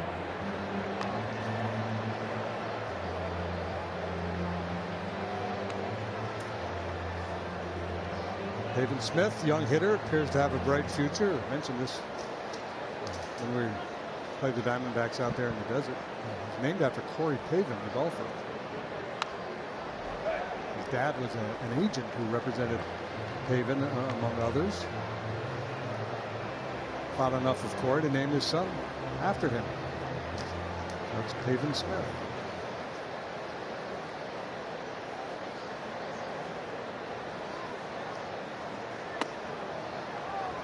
And that is ball 4. So. Well, that one called the ball, but Davies doing what he typically does, trying to live on the edges. A big part of his success here today. 88 and on the outside corner, get over curveball, clings to the outside edge. Little change piece, not to the knees on the outside corner. There's the sinker. That's what we're talking about. That sinker changeup profile looks so similar coming out of the hand. One more shot here at the top of the zone. Didn't get the call. Probably trying to get the chase there more than a called strike, but Smith wouldn't bite.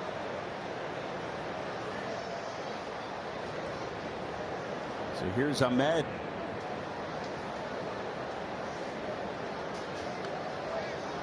A couple innings ago, I said the pitch count wasn't going to be an issue for Zach, but we're heading in that direction again. Right field for Hayward. That'll help.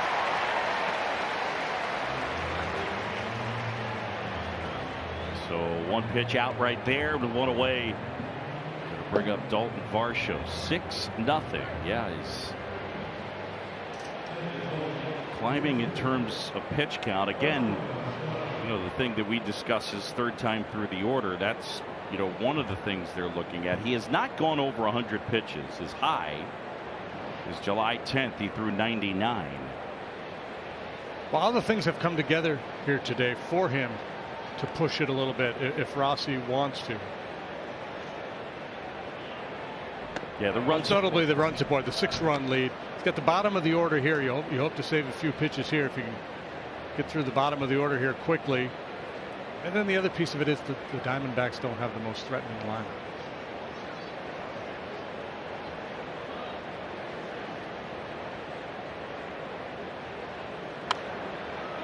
Varsho gets a piece of that one.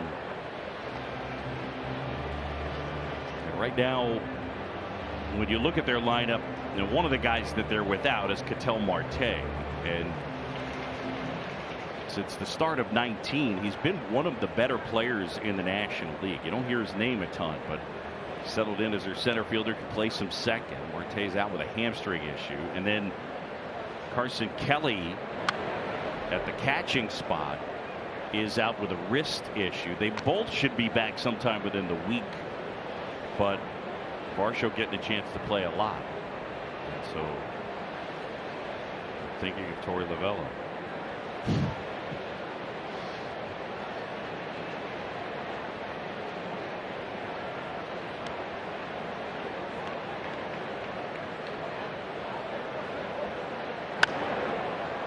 In the air left field and towards the line for Chris Bryant. 2 down.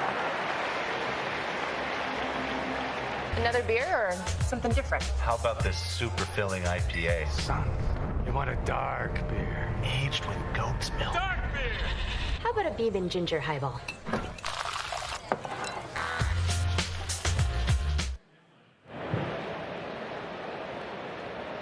Two down. Here's Zach Gallen. 6-0 Cubs. Javi Baez a 3-run homer. And Nico Horner with a big 2-run single.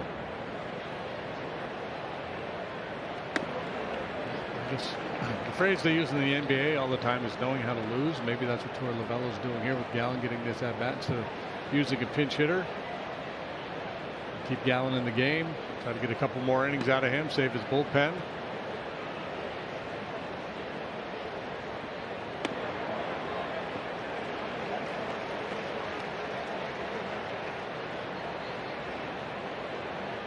Davies has thrown 83 pitches now.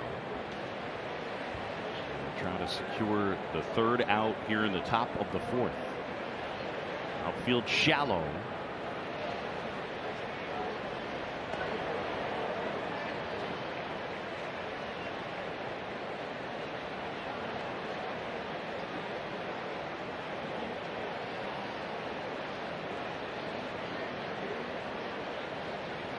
Gallen a single his first time up. 1 of 4 hits for the Diamondbacks.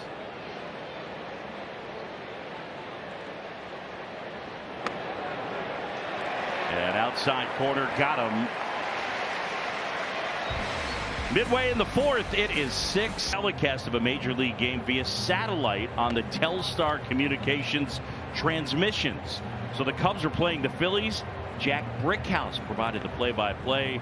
Take a listen overall. WGN Television was vitally involved when Telstar, the communications satellite, first sent TV across the Atlantic. We in television are convinced that the ability to portray immediacy, to realize what's new, what's going on, is the true significance of this new communications bridge. These first 18 minutes will attempt to show you a few of the things that are going on right now on the North American continent. Ladies and gentlemen, we have just been informed that this baseball game is being seen in Europe right now over the Telstar satellite. Let's give all the baseball fans in Europe a big hello from Chicago.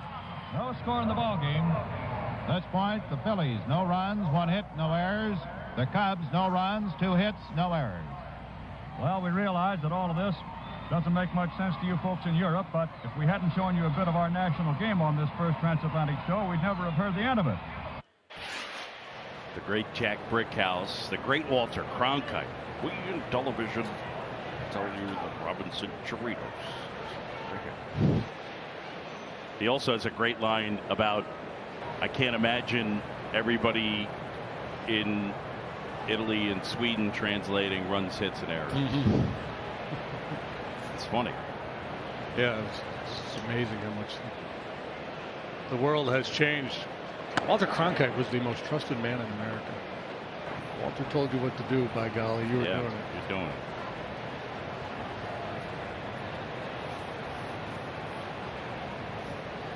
That's the way it was. Here's the 1-0. Oh.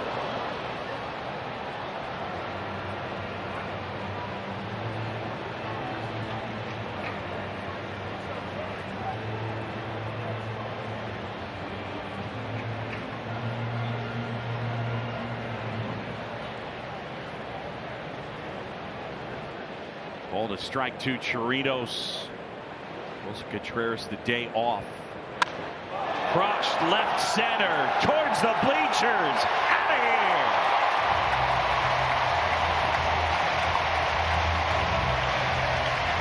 Seven nothing. I feel like the Cubs have found their backup catcher. Got about 7 of them. Not to disparage any of the fine gentlemen that have come before, but Chirinos doing a real nice job. third start.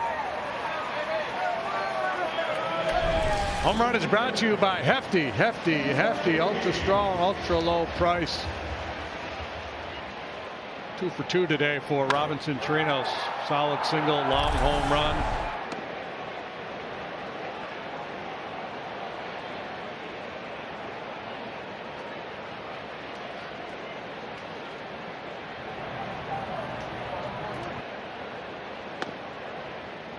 I've encountered him some during his time in the big leagues, and he's just a smile. He's just this. There you go. Giant smile. I mean, the energy is magnificent.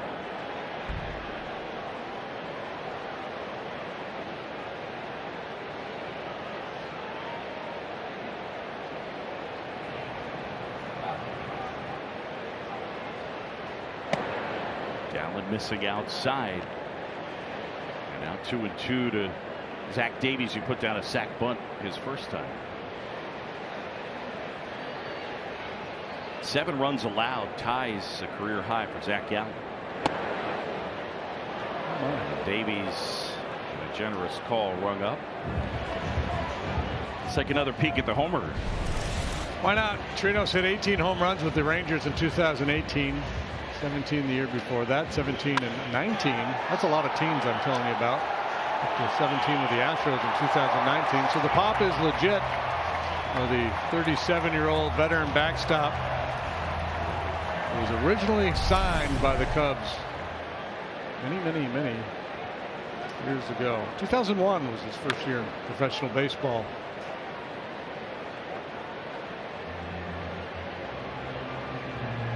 Cub farmhand through 2010 before moving on to Tampa.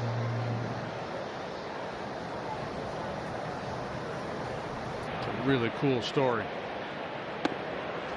He told Taylor McGregor he used to close his eyes and dream that he was at Wrigley Field.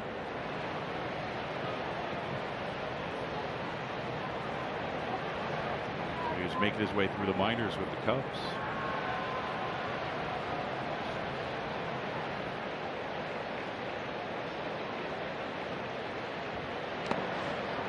Saw a lot of players come and go and get to the big leagues before him in the Cubs organization. Stops all along the way. Didn't get to Double-A until his 6th year of professional baseball. He signed when he was 17.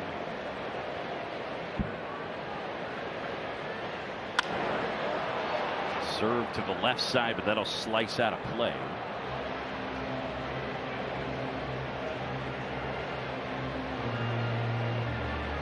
It's always interesting to me as well. You know, he was part of the big trade, the Chris Archer trade. Chris Archer, Matt Garza, the two sort of headliners in that one back in 11. But when he got his break, it was the Rangers purchased him from the Rays. And that's when he really got the door open and an opportunity. And then the Texas line drive and a base hit out into right center. Ortega with a knock. What else is new? He stays hot. Rafael Ortega making his 5th straight start. And the average sitting around 390 in the month of July.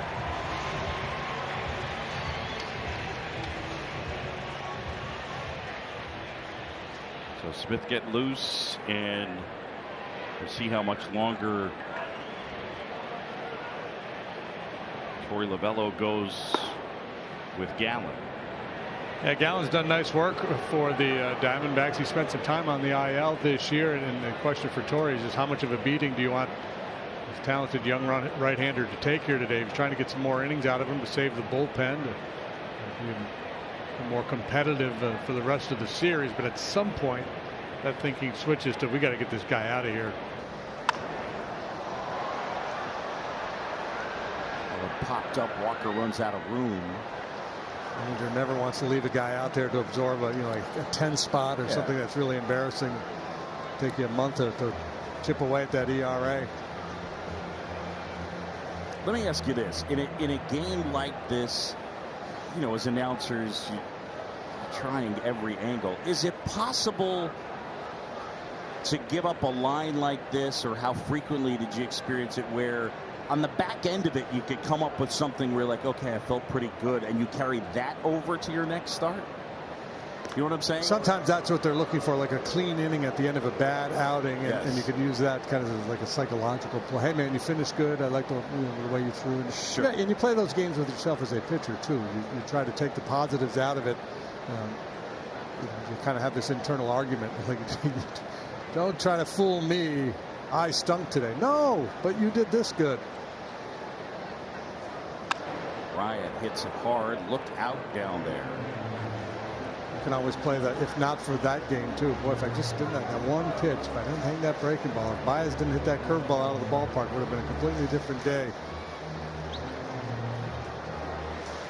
And he's still working, still doing his homework, looking at his card. Yep. KB a pair of walks today. He's in an 0-2 hole with one out. Got Ortega at first. Cubs lead at 7-zip.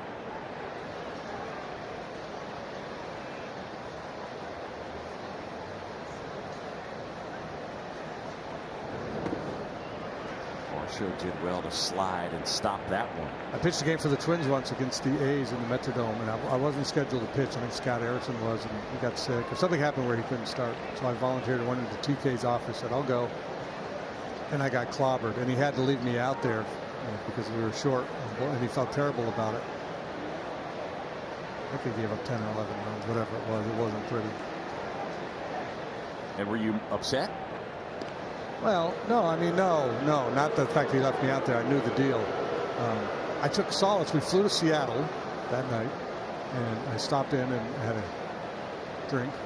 Sam Ellis was there, pitching coach of the Mariners, who had been my pitching coach in the Yankee minor league system. And Randy Johnson had pitched that same day for the Mariners, and he got lit up. He gave up like 9. And I took great solace in the fact that, oh, they got the unit too. Okay, happens. It's even the best of them. Foul tip into the mitt of Varsho, and Bryant retired for the first time today. And that's where the comparison between Jim DeShays and Randy Johnson comes to a screeching halt. Oh, and we're both left-handed. Yes, and tall.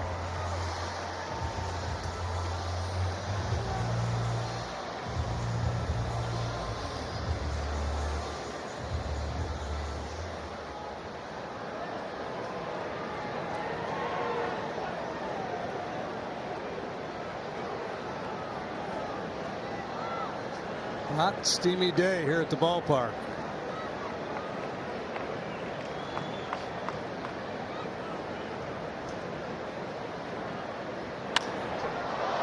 Just got under that to center, and Pavin Smith creeping in. Chirinos with the home run, and that blast makes it 7-0 in the fourth. Cubs. Other has the lead. Yeah, but boy, that's a tight race. Are you surprised by anything right now? That it's so even. I mean, swimming, diving, track and field, and gymnastics are the 3 headliners, right? Yeah. I mean, those are the 3 big ones. The one thing that's funny is that I would still say we probably should have specifically had basketball on there, because people like the hoops. They do. You still. Wrestling surprises me. That many people are voting for wrestling. Yeah. Center field Ortega.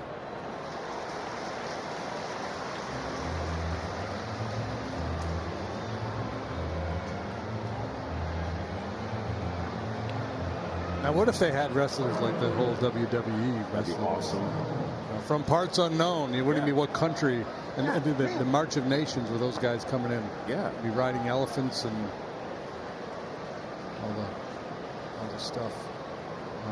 I like the cycling too. I like the velodrome. The indoor cycling, right? That's ripped to right, and Hayward will play it on a bounce. Yeah, all the cycling, but the indoor, when they go really slow.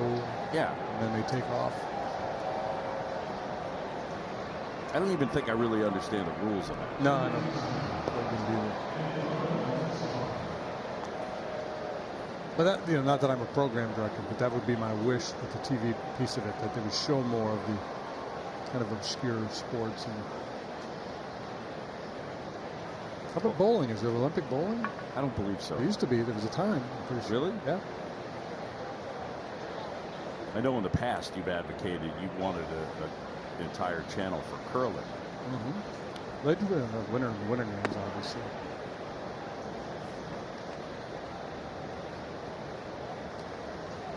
Well, looks like it'll be 5 will be it for Zach here. Up to 89 pitches now. All quiet in the bullpen, so I'm hoping he'll secure these next couple of outs. Foul back.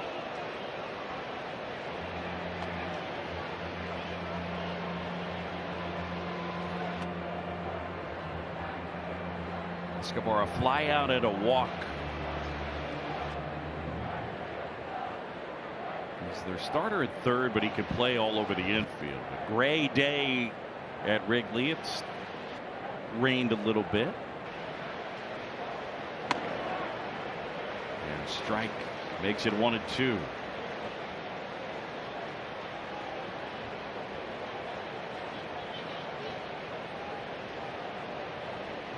And we were having that conversation about service time earlier and how it's currency in a major league clubhouse.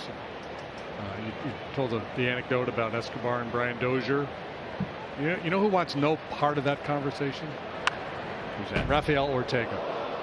Guys that have slogged away in the minor leagues with a little big league time and a little bit. They don't want to hear. They don't give me that. And I respect him. I haven't talked to him about it. I just know that player.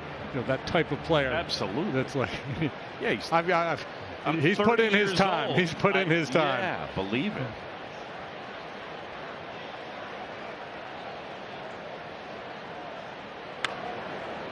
Hard foul. Look out, Camberwell. Yeah, they're coming for you. Coming to get you.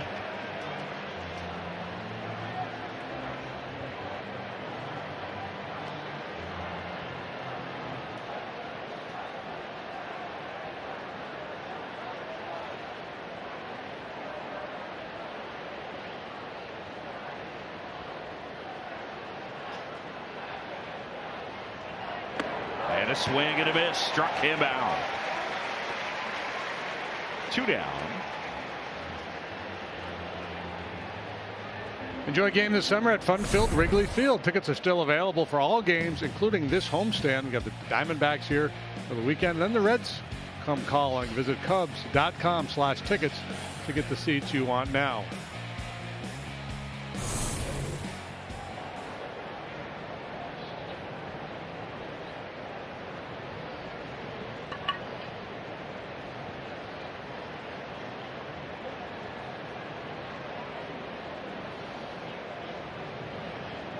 First one to Walker. That's outside.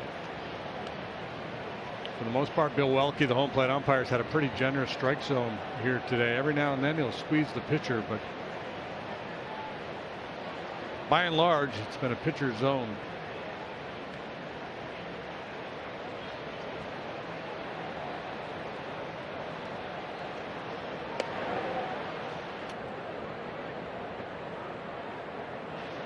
Two balls, no strikes on Walker. Yeah, I think he's been pretty generous on the edge. Yeah, I do too.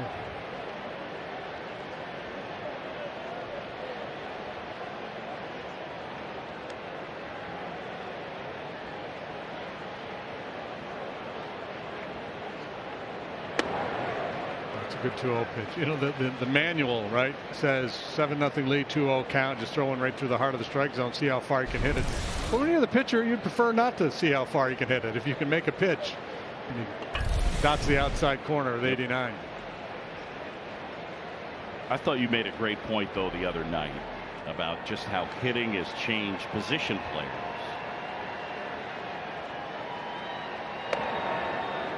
That's in for a strike, 2-2. Just about the idea that you're talking about in the 80s, for example, shortstop, second base, center field, and a lot of times even the catcher, it was put it in there and see how hard they could hit it. For the most part, they couldn't hit it out of the park. Yeah, a lot of those guys were defense first guys. Players have gotten bigger and stronger. The ballparks have basically stayed the same. Yep.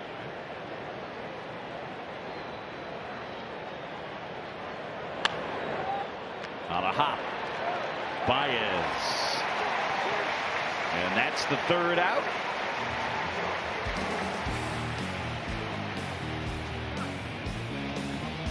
Seven nothing Cubs. The Cubs lead 7-0 as we head into the bottom of the fifth. And with Javi Baez at the plate to start this inning, I want to go back to actually something we were talking about earlier in the game, and that is Javi's two-strike approach. Now, I talked to Anthony Iapoce about this before the game, and I basically just asked him, because I've been wondering this, does Javi actually have a two-strike approach? And the answer is yes.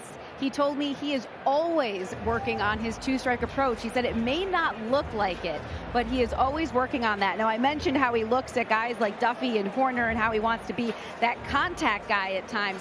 But really, you look at Javi with runners in scoring position, and that is when he is at his best. And Iapoce describes it as really just when Javi's at the plate in those situations, he's focused on coming through, not trying to do too much. And then we always know in this game, it's when you're not trying to do too much that you actually produce. There's so many components that go into being successful at the plate. And as he swings through that, I mean, look, there's the mechanics and bat speed, etc. But there is also, what are you trying to do with your swing?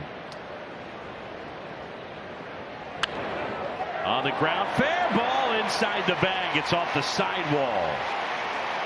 Baez racing for second, and he'll make it. So he's got 2 hits today.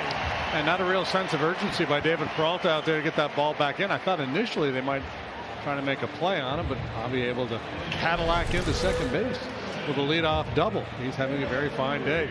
3-run homer, and this one right over the bag.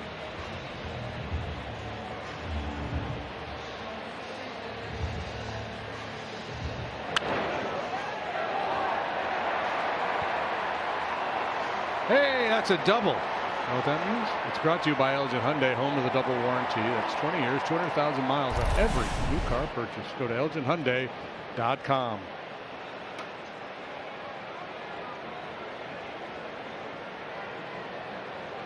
So, I mean, there's a stark contrast, right, between Baez and the guy at the plate. Javi has power in every direction. So what he's trying to do compared to Duffy is different. Yeah. I also, though, think, and again, just my take, and that is a ton of it gets to the conversation we were having the other night about if you had a skills competition. Tap softly first base side. Smith underhands to Walker. We talked about if you had a skills competition where you set up an automated strike zone and all the hitters did was just sit there and it would just be take, that's a strike, and then the automated strike zone says whether you're correct or not. I still would say that the guys that swing and miss and strike out a ton, they wouldn't be as good at it. I think that stands to reason. There's a recognition component to what is the pitch and is it a ball or a strike. I think that's true. I think that would be a really fun study, because I think there are a lot of free swingers that would still be able to identify strike ball maybe better than we think. Okay. But it's still a decision to go get that ball. Yeah. Like whether it's a strike or not. Like if you're Javi, when you watch him hit, I don't get the sense that he's thinking I'm looking for a pitch in a certain zone here. He's looking for a pitch he can reach. Okay. But so you put him in that study where he just tells you whether it's a ball or a strike without committing to swing or not. Yes. He may have a higher level of understanding the strike zone than he displays with the swing. I don't know that. I'm just saying that may be the case. I think there are guys that you can put into different buckets. There are probably some guys that would be really good at it, and they'd be the guys you would expect to be. Mm-hmm. Rizzo, Votto. Yeah. So on and so forth. Matt Carpenter. But I think there are other guys like, yeah, I know the difference between a ball and a strike. But I can hit that ball. I'm going to go get it. Right. Yeah, and Javi's shown that he can, right? But that's and going back to Elise's conversation with Anthony Posse, that if you're going to be that 2-strike, you have to adopt. You got to turn loose your inner Matt Duffy, your inner Anthony Rizzo. If you're going to be Javi and you truly want to have this 2-strike approach, then you've got to change the way you go about it a little bit.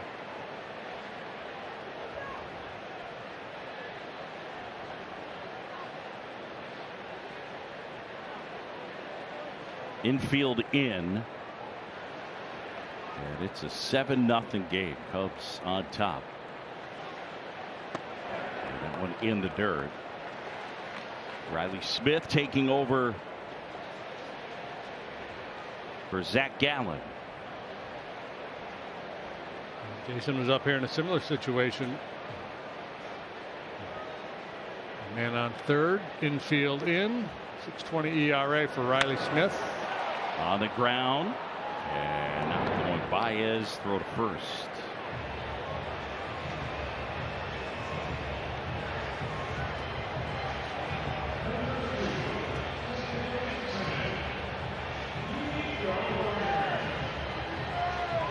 So infield in there, not a go on contact situation for Javi, a read situation. You're looking at the pace of the ball off the bat. If the ball is chopped into the dirt in front of home plate, you're going.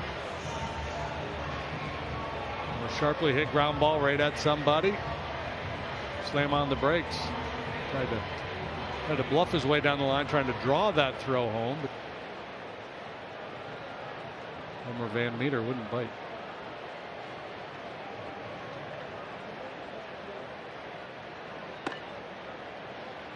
Strike one to Nico. Big hit last time up. 2-run single. He's got Baez at third.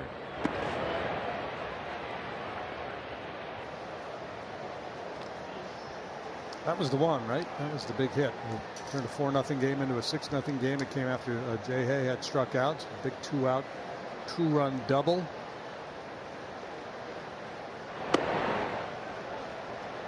Well, that feels like it can be the put-away shot. Yeah, right? I bet you.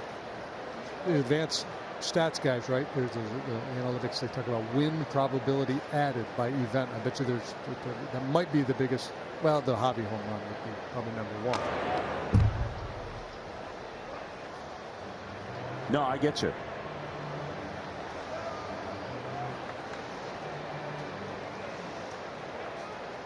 Warner with that good contact. Certainly a guy that we saw it in spring training. He has gotten stronger.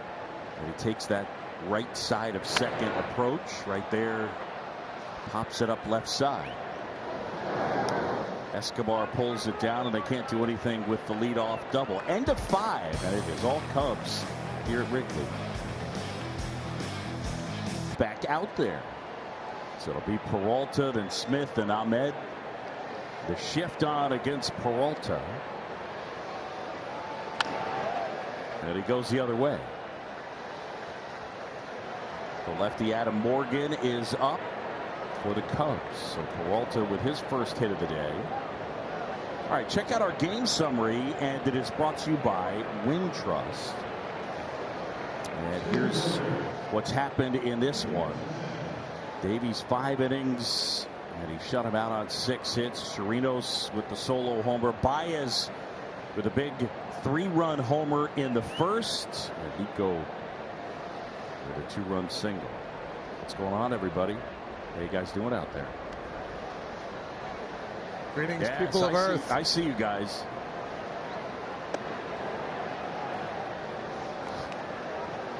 Talk to him, JD. Hey, everybody out there in Gallagher Way. How we doing today? Yes. Let me see you. Let me see you. Let me see. Simon says hop on 1 foot. Simon says pay attention to the man who's telling you to hop on 1 foot. Kids these days. They're not listening to you. Give it one more shot. Simon says hop on 1 foot. Never mind the dancing. There you go. I got a little dude. A little bit. Little guys going in there. Simon says wave. See, they listen to me. love it.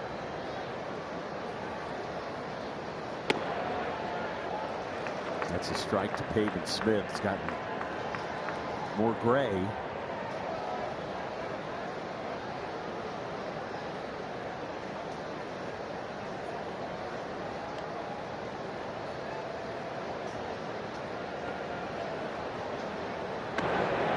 Wanted to. He was thinking about it.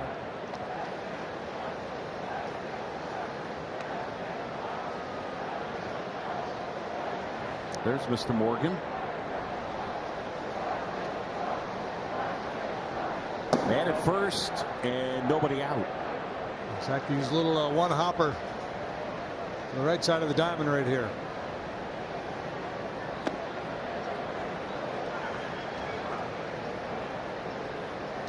Haven't been many good stories for the Diamondbacks this year, but this guy, Pavin Smith, has been one of them. Yeah, you mentioned former first-round pick out of UVA. He was part of that UVA team that won the national championship in 2015. They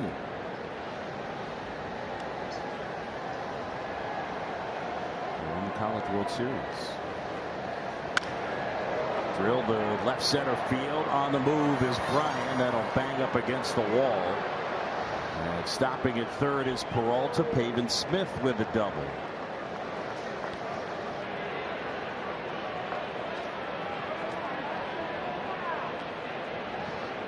So 7-run cushion has allowed Zach Davies to try to extend things here this afternoon. It's been a while, I think 4 or 5 starts since he's pitched 6 innings in a ball game. We'll see. It's got to be getting a fairly short leash at this point.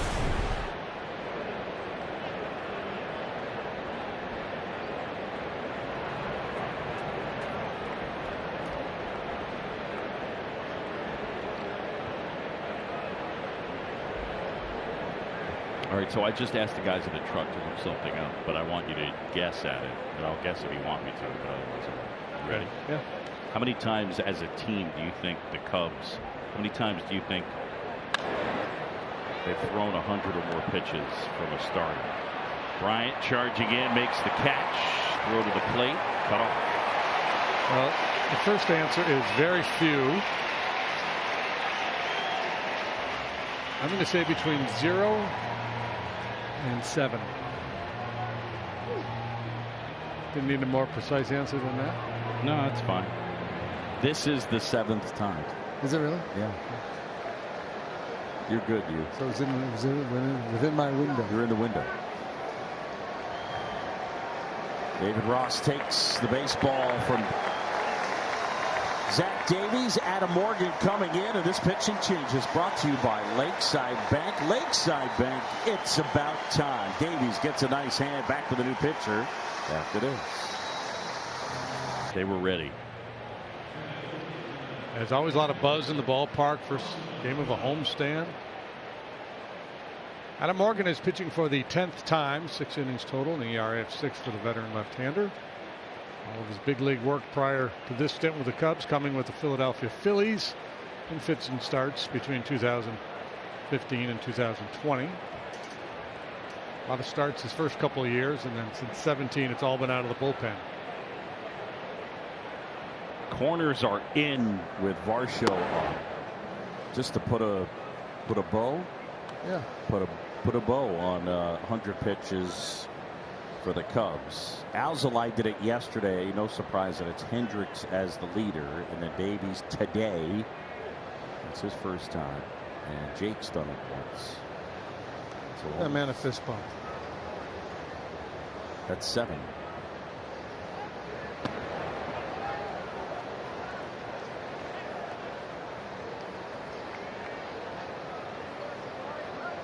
Dalton Varsho has struck out and flied out. He's a unique skill set. He can catch and play center field. He's one of their faster guys. Peralta at third, Smith at second.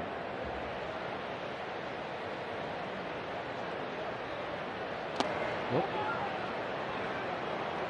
Diamondbacks have Andrew Young in the deck circle.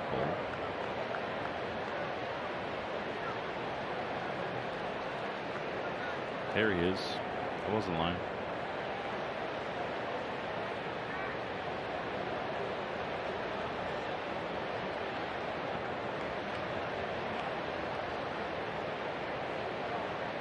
Varsho ready to hit, awaiting a 3-0. And Morgan pumps one in there.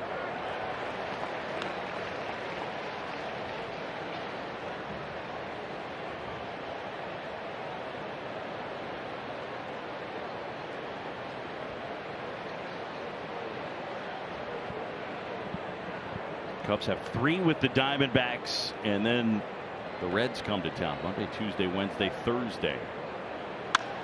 On the ground, that's a base hit out into left center, and that's going to score 2. Both Peralta and Smith come in. Safe at second is Dalton Varsho. Not sure whether Nico knew he was coming or not. That would have been a long walk back to the dugout for Dalton Varsho had he been called out there. 7-0 now, a 7-2 ball game. You cannot afford to make outs on the bases. I talked about his speed, so he's thinking 2 bases out of the box. Good solid strike. Ortega is a good outfielder. Got there in a hurry. Strong throw. A bang banger at second. It will not be a challenge.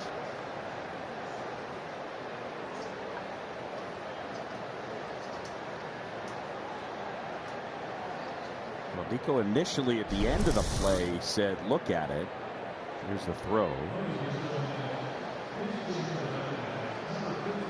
I think the tag was on the back foot, I believe, back leg, and the front foot was on the base.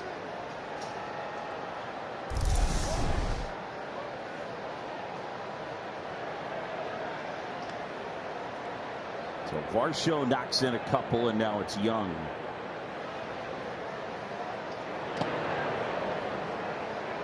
Cubs with some cushion here. And now time called, and Chirinos and Morgan will go over their sequencing with a runner at second. Tommy Ottavi's going to come out as well. Do you have electrical work you need done? Visit PoweringChicago.com and click the Find a Contractor button to learn more. Powering Chicago, IBEW Local 134, NECA, Chicago.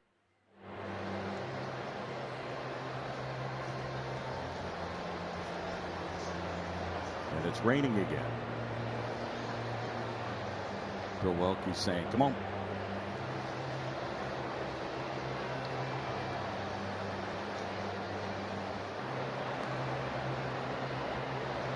Morgan take it over for Davies here, who did solid work. 5 1/3.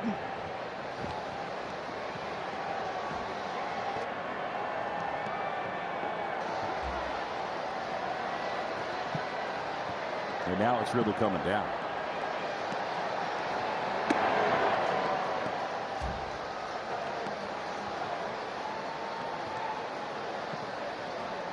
There you go. Embrace it.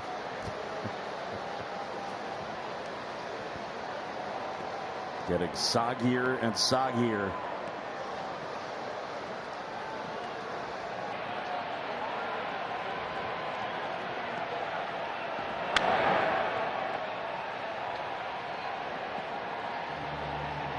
One and 2 on Young. Who's at 213, does have 5 homers.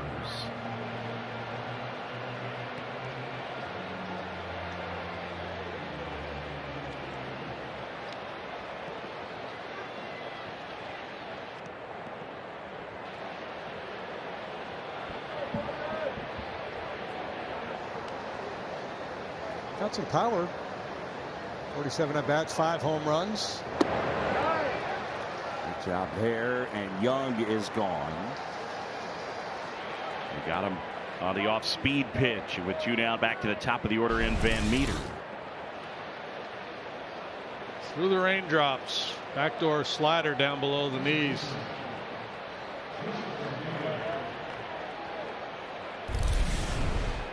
Brought him to his knees.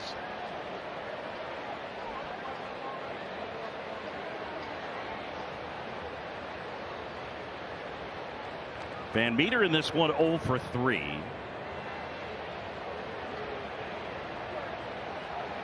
As rain comes down.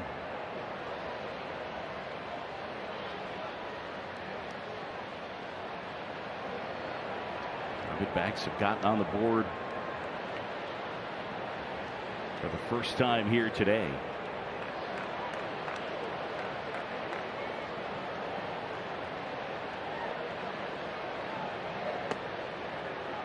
Our crack research staff points out that Van Meter, we believe, is a descendant of Homer Van Meter, the member of the Dillinger gang. It was Homer Virgil Van Meter. Larceny, motor vehicle theft, armed robbery, and disorderly conduct. He was released from prison in December of 1933 for good behavior. There you go.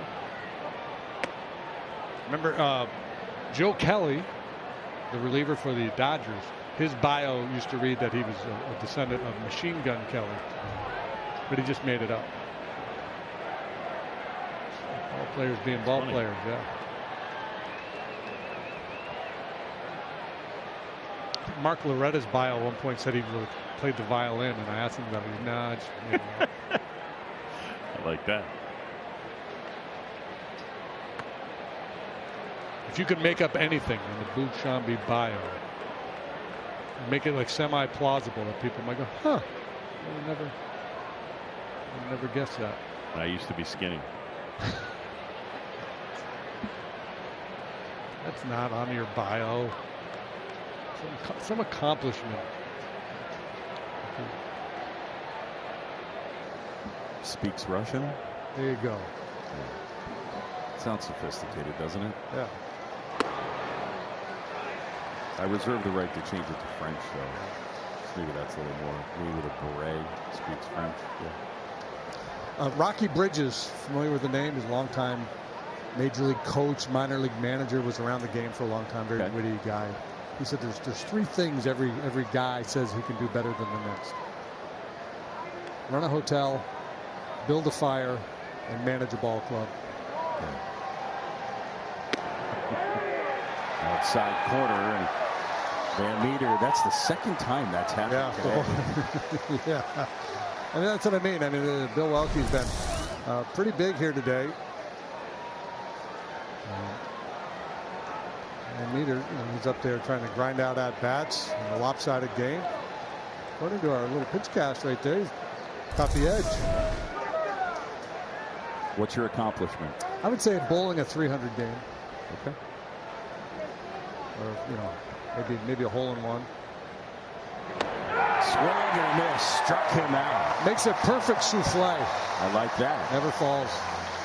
I once broke into Rick Sutcliffe's Wikipedia page and said that he was the nation's foremost expert in carrot cake. Calling all out-of-market Cubs fans, you now have access to Cubs Live and Cubs Postgame Live via MLB TV. Tune in an hour before every game, and then stick around after the last out for more postgame conversation.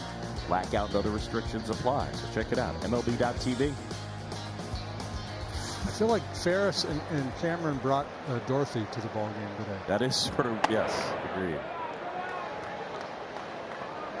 There's a right-hander by the name of Matt Peacock pitching for the Diamondbacks. He's pitched 23 times, 62 in the 3rd innings, a handful of starts, and a 5.63 ERA.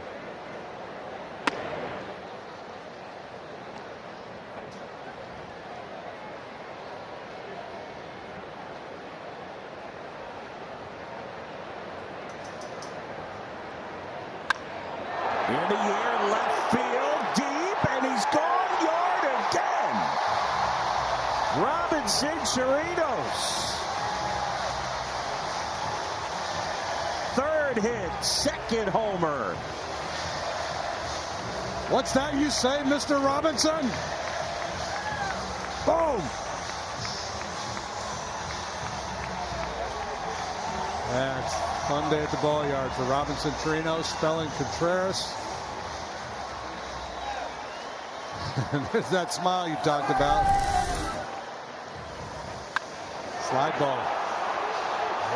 Backup cement mixer. That looks familiar. Single home run today for the veteran.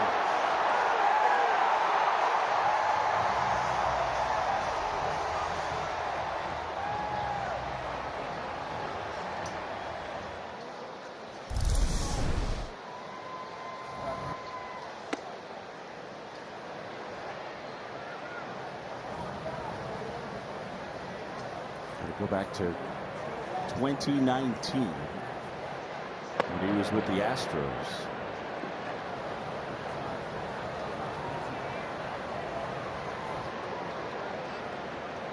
Ian Happ will hit in the pitcher's spot. Towards third, Escobar diving. That's just what kind of year it's been for Happ. Great play by Eduardo Escobar. Yeah, boy, he wanted that knock. He was really busting it down the line. Not so much about shifting and scouting. I mean, perfectly positioned, right? He's the only guy over there. But within range to make the play and take a base hit away from Ian Happ.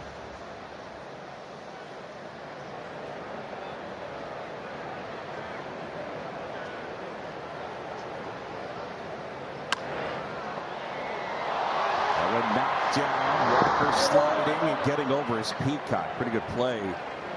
Wet conditions and slip and slide right there. Peacock not fooling anybody here today. A home run and two really well struck balls that turned into outs. Yeah, this is a good play by Walker, staying with it. And then while sliding on the backside, able to get off an accurate throw. Boot, kick. And then really nice play. Ultimately.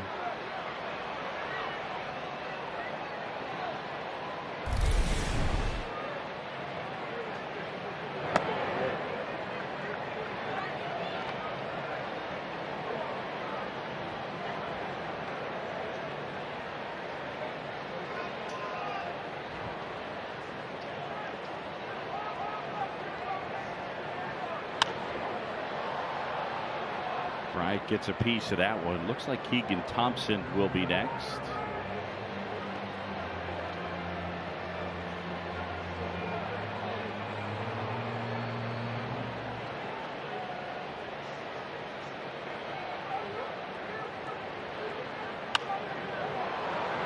Chris gets a piece of that one. Do we know if this Peacock is related to Brad Peacock? Don't believe he is.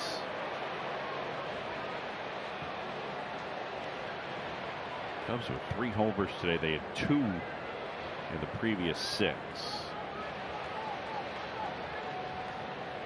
And a swing and a miss. Bryant strikes out. Robinson Chirinos with a 2-homer game. And it's an 8-2 Cub lead. Schedule that's brought to you by American Family Insurance. Tomorrow it'll be Mills and Kelly. Trevor Williams and Caleb Smith will wrap it up on Sunday. And then the Reds come to town for 4. And all the games right here on Marquee Sports Network. And then it's off to D.C. and Colorado. So D.C. to Denver. And as I mentioned, pitching changes. Brought to you by Lakeside Bank. Lakeside Bank, it's about time. And Ian Happ will stay in the game and play left field.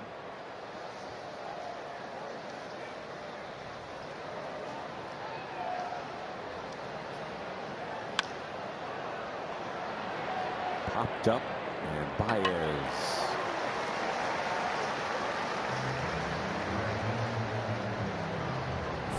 All right, the Chicago Cubs and Advocate Healthcare send our thanks and gratitude to all the healthcare MVPs like Eileen Rowan, an operations manager in the Chicagoland area, who continue their tireless efforts to keep us safe and healthy today and every day. And Eileen is here at the park today. There she is. Eileen, thank you for all of your hard work. We appreciate it.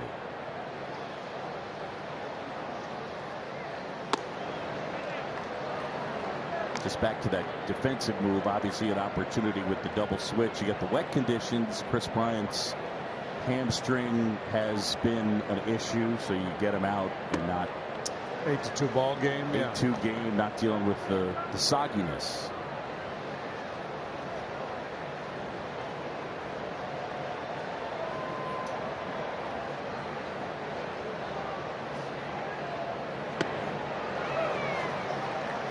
He wanted to hit a homer. Keegan gave up a couple home runs. One of those ball games in St. Louis. They got him back-to-back. Carlson and Goldschmidt, I believe it was. Wentz, says Van May, struck him out, and Escobar is gone. All the work from Keegan Thompson this year has been really good. The rookie right-hander. Very nice job swinging this curveball. Did he go? Yes, he did. 36 2/3 innings pitched. He has struck out 39. He's walked 20, so you like to whittle away at that.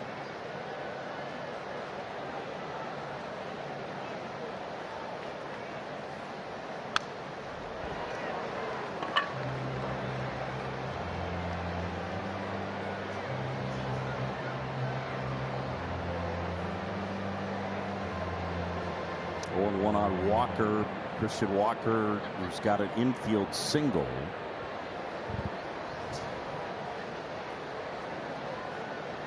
All Cubs in this one. Hey.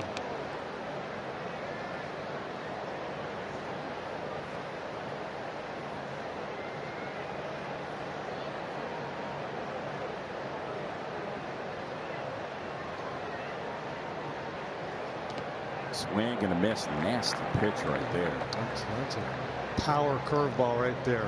No hump in that. 85-mile-an-hour downer.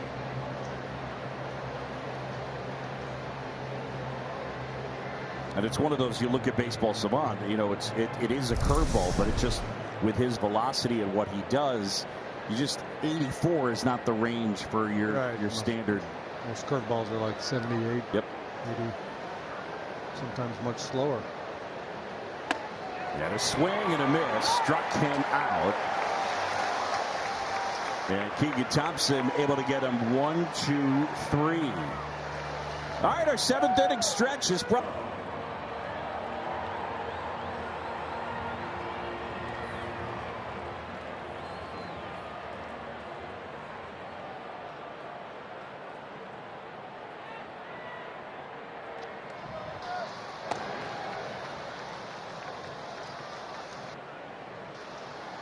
Well, Anthony Rizzo taking ball 1 from Matt Peacock. We're in the bottom of the 7th. John Sciambi, Jim Deshaies, Elise Menaker.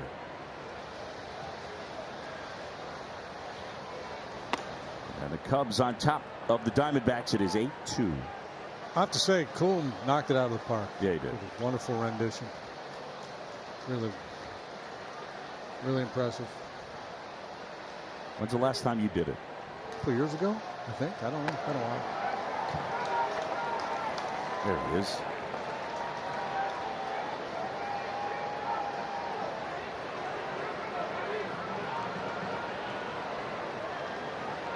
It's like Ginger Row up here right now. It really is. Boog and Mike Farron working Diamondbacks, and then Zach Zaidman. We're everywhere. And see, there's Farron, right? And Farron and I are sized and shaped accordingly with similar hair. Farron went and got a beard. There's Zach. And when Mike Farron did not have a beard, we both got a lot of, "Hey, Farron, good to see you." There he is. And he would get, "Boog, I love you" on the radio.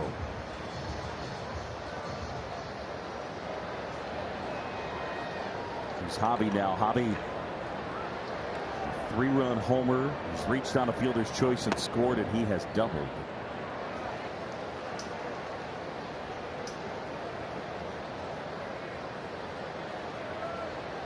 It's Ginger Palooza in the press box.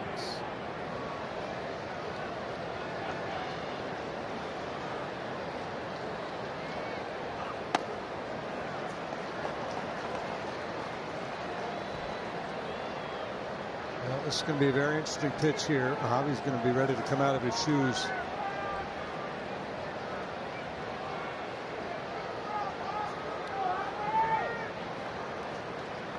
Outside slider. Oh, he executed it.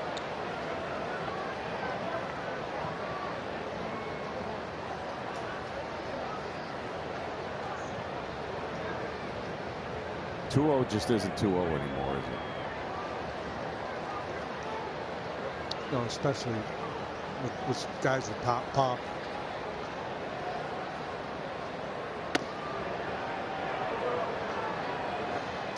It's really the off-speed stuff with the breaking ball sets up the fastball. You see a lot of takes on fastballs in the zone now because guys are so used to not getting them.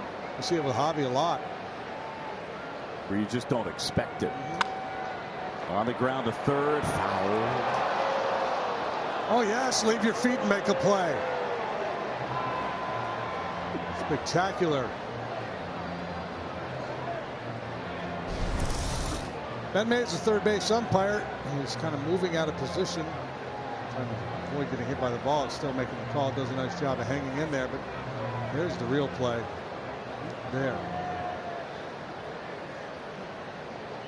You got a split second because you can't make that play if that's a fair ball. So you got to wait and wait and wait, and then be willing to give up the body. I think the other thing too is you got to be nimble, and sometimes you got to take the chair with you. And I think that's the whole thing right there is you got the helmet on, you need to be able to carry the chair, you got to have good hands. Taken great joy over the many years watching plays made by all people.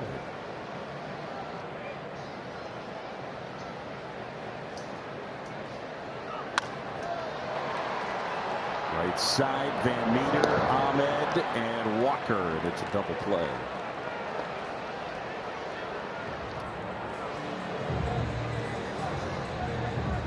Hey, in a couple days, it's going to be Sunday. It's just the way this whole thing works with the calendar. And on Kid Sundays, up to the first 1,000 kids, 13 and younger, will have the opportunity to run the bases. Post-game here at Wrigley Field, weather permitting. For more information and to purchase tickets, visit Cubs.com/kids.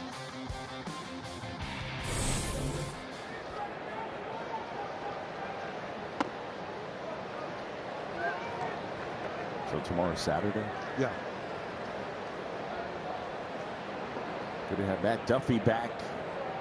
First appearance since May 22nd as he fought through that back issue. Cubs designated Eric Sogard for assignment. Sogard certainly had his moments.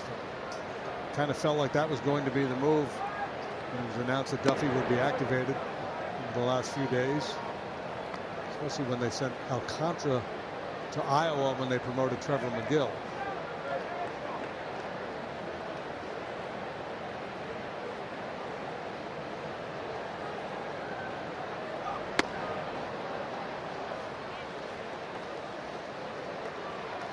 Duffy down on strikes. Peacock uses the defense, gets the double play. The new episode premieres Sunday, and immediately following Cubs post-game live.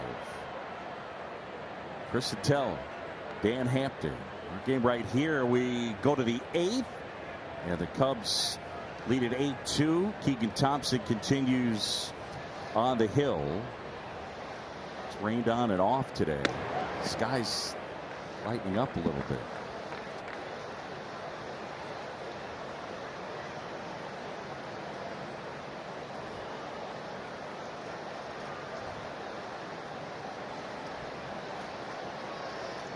Everything else under the lights because it's Friday. Day baseball at Wrigley.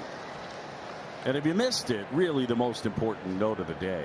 We started this game with Zach Gallen and Zach Davies. Still to come tonight. Zach Wheeler pitches for the Phillies, Zach Thompson for the Marlins, and Zach Plesac for the Indians. And I'm not kidding.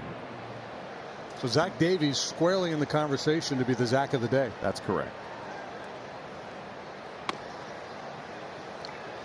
Hello to everybody in the baseball community watching in clubhouses around the big leagues. Getting ready for their night games. Hopefully you got your nap in. I mean, those two, they are crashed out. It is Operation Shutdown. Nice play in the backhand. And Duffy able to throw out Peralta one away. Is that a Derek Bell reference right there? That's a Derek Bell reference. Operation Shutdown. TV, man. I'm going into Operation Shutdown. Oh, I appreciate that you get me. I do.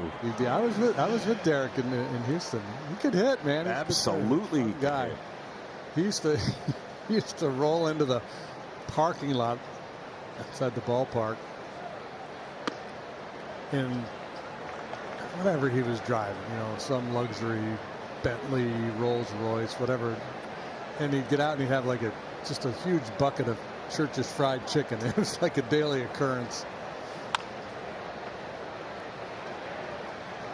Baez handles the chance, and Pavin Smith retired.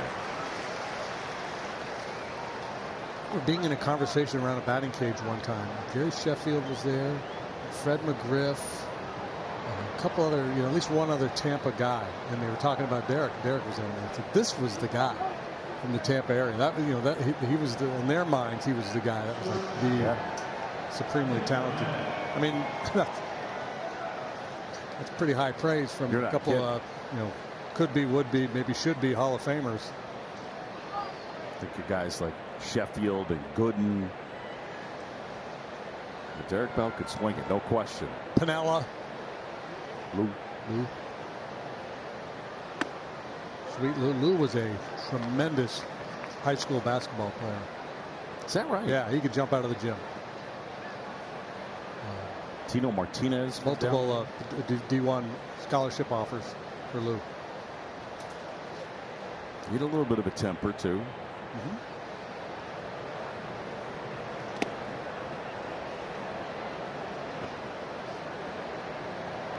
I saw a clip of the Yankee game the other day. Paul O'Neill is broadcasting for them now. He's notorious for he snapped demolishing water coolers. Yeah. And Gardner got mad about something in the dugout, and O'Neill, God bless him to his credit, just deadpans. I just don't understand how you could get that angry during a baseball game. Get him!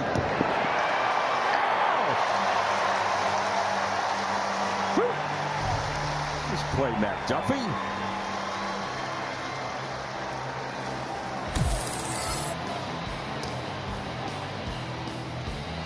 Picking machine.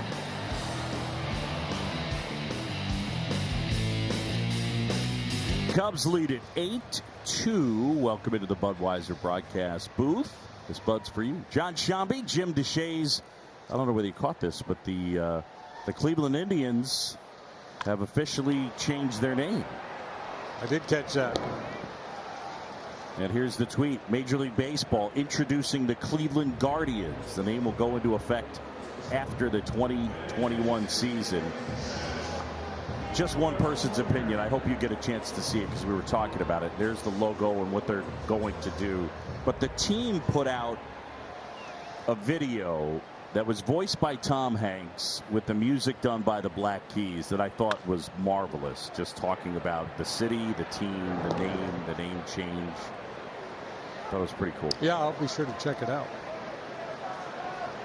2 pitches and 2 outs. Was it in the character of Jimmy Dugan? Or just Tom Hanks being Tom Hanks? No, it's just Tom Hanks being. If you want to sell anything and create a positive image for anything, Tom Hanks. Enlist the help of Tom Hanks. Right? I'm with you. Yeah. Everybody up for Robinson Chirinos, who has homered twice already today.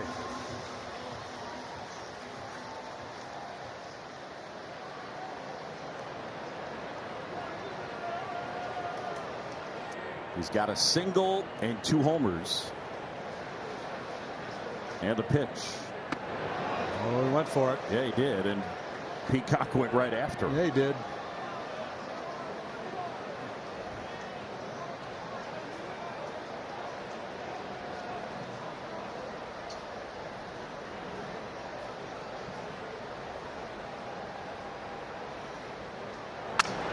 Get out of here. Gets bad. Walker makes the play. Wind knocked it down. That's a 4-pitch inning if you're counting pitches at home. And if you are, All right. God bless you.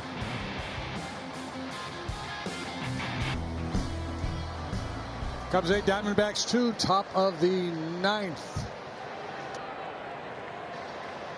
Big day for Robinson Chirinos as he was peeking in at his secret scouting report thingamabob. There it is. Just some light reading. He's got his game sign stickers, fluorescent style. We should zoom in on that and maybe just says, "I am awesome. I went deep twice today." I am awesome is pretty great. Right there. Man, am I good. Today is my day. Hit hard but foul. StatCast powered by Google Cloud, and shine the bright light on Robinson Chirinos. And why not? 2 long balls today. 1 in the 4th, 1 in the 6th. 100.8 and 97.6 on the FM dial. 408 and 381 the distances. Breaking ball a little high. Today the Cubs have been awesome. My goddaughter made a picture for me years back where it drew a picture of me and her, and only hers said "I am awesome." It said OSIM. How good is that? Yeah. That's a t-shirt right there. Cubs are awesome. Cubs are OSIM. Awesome. Why use all those letters? That's we right. don't need them. An A and a W and an E. No, OSIM. That's all. That's just fancy spelling is all that is. Trying to be showy. Down the left field line. That one's slicing to the corner. And foul.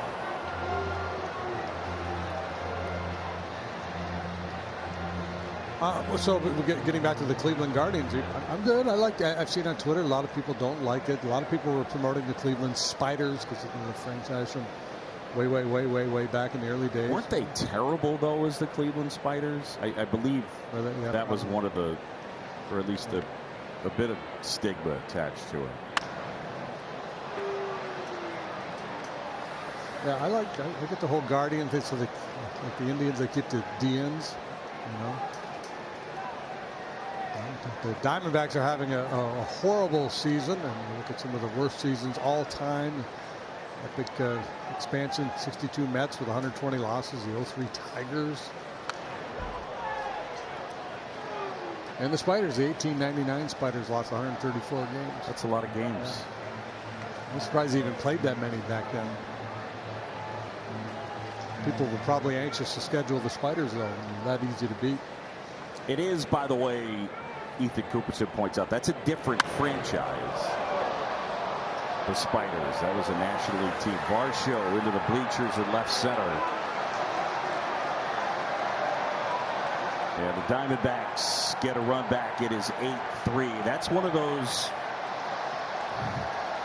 throughout that entire plate appearance, he had hit the ball hard down the left side. I mean, a couple of those down the left field line seem to be barreled pretty good. Yeah, you know, his minor league numbers indicate a guy who's going to hit. I mean, he's talked about his speed, his defensive versatility, can catch and play center field. But there's life in that bat, too. His double last time really jumped off the bat. This time he gets some air under it, and it's his 3rd home run of the season.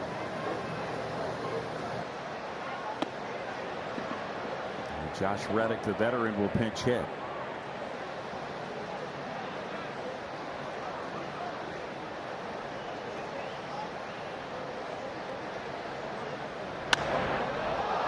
That's drilled out towards right center, but Ortega slowing down. And he's got it. Reddick retired for the first out in the 9th.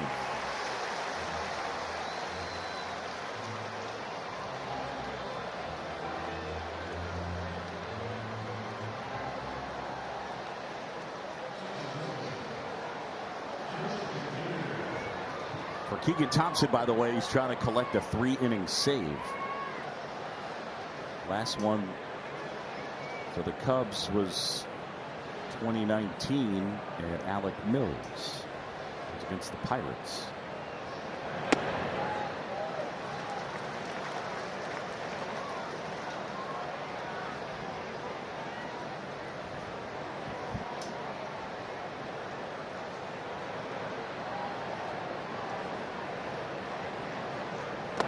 It's kind of a weird rule, the 3-inning save. There was a game a few years back.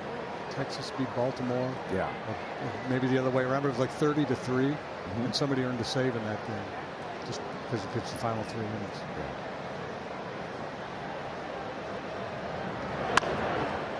On the ground to the right side, Baez picks it up and throws out Van Meter.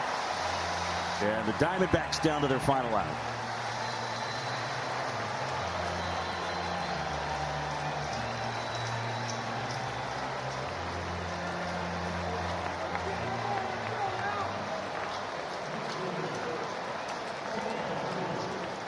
Well, a semi-soggy day, but it's been sunny all day from a Cubs perspective. Right away from when Baez hit the homer in the first, Davies was in control early. And the first one to Cole Calhoun misses high for a ball.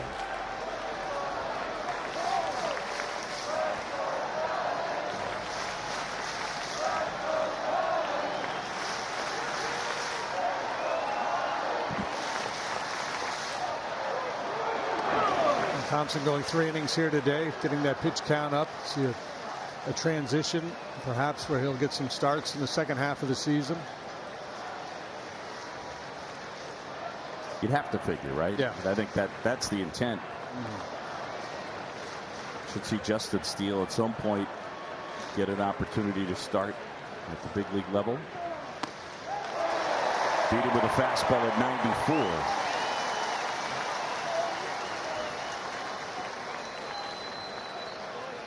Yeah, Wes Littleton saved the Rangers' 30-3 win. Talk about some good work in a high leverage situation.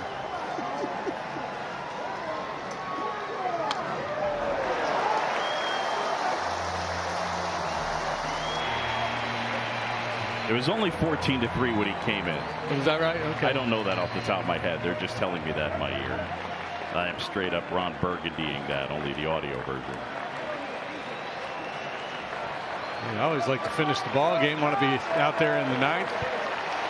Won't get many chances as a starter. Foul off.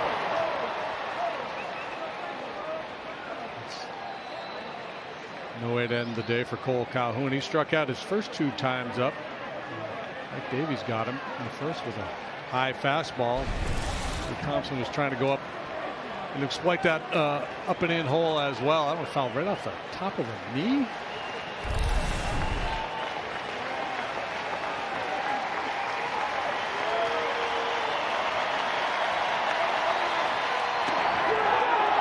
Just missed.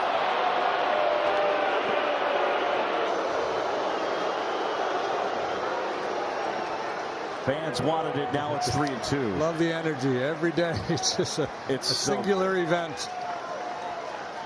Turn an 8-3 game in July with 2 non-contending teams into a playoff game.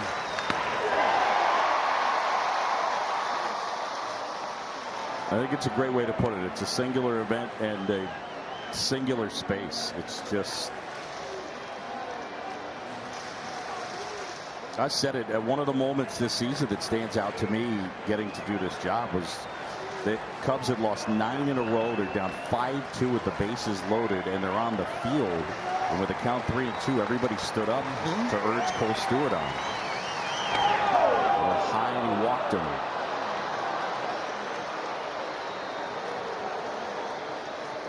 And so the game extended, and Escobar will get another opportunity.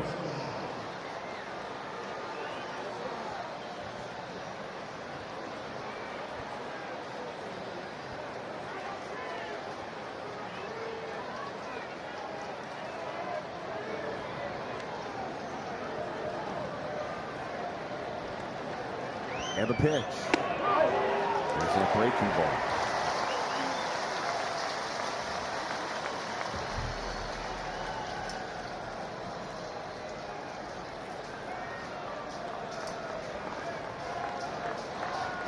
Escobar ready with Calhoun at first. On the ground, softly hit. Baez collects, and that'll do it. Cubs win. Keegan Thompson finishes it off. Zach Davies picks up the W. Speaking of which, we'll fly the W. First game of the homestand. All right. Time for our toast of the game, and it's brought to you by Benny's Beverage Depot. Benny's the official champagne provider of the Chicago Cubs. Well, Zach Davies deserves a spot on the podium. So does Javi Baez. But first star of the game is going to be Robinson Chirinos. Single homer. Well done, Robinson Chirinos. Couple of homers today. If you can't find it at Benny's, it's probably not worth drinking. Good start to the series. Good start to the homestand. It'll be Mills and Kelly. Same start time tomorrow at 1:20 right here on Marquee. For Jim DeShays, Elise Medeker, and our entire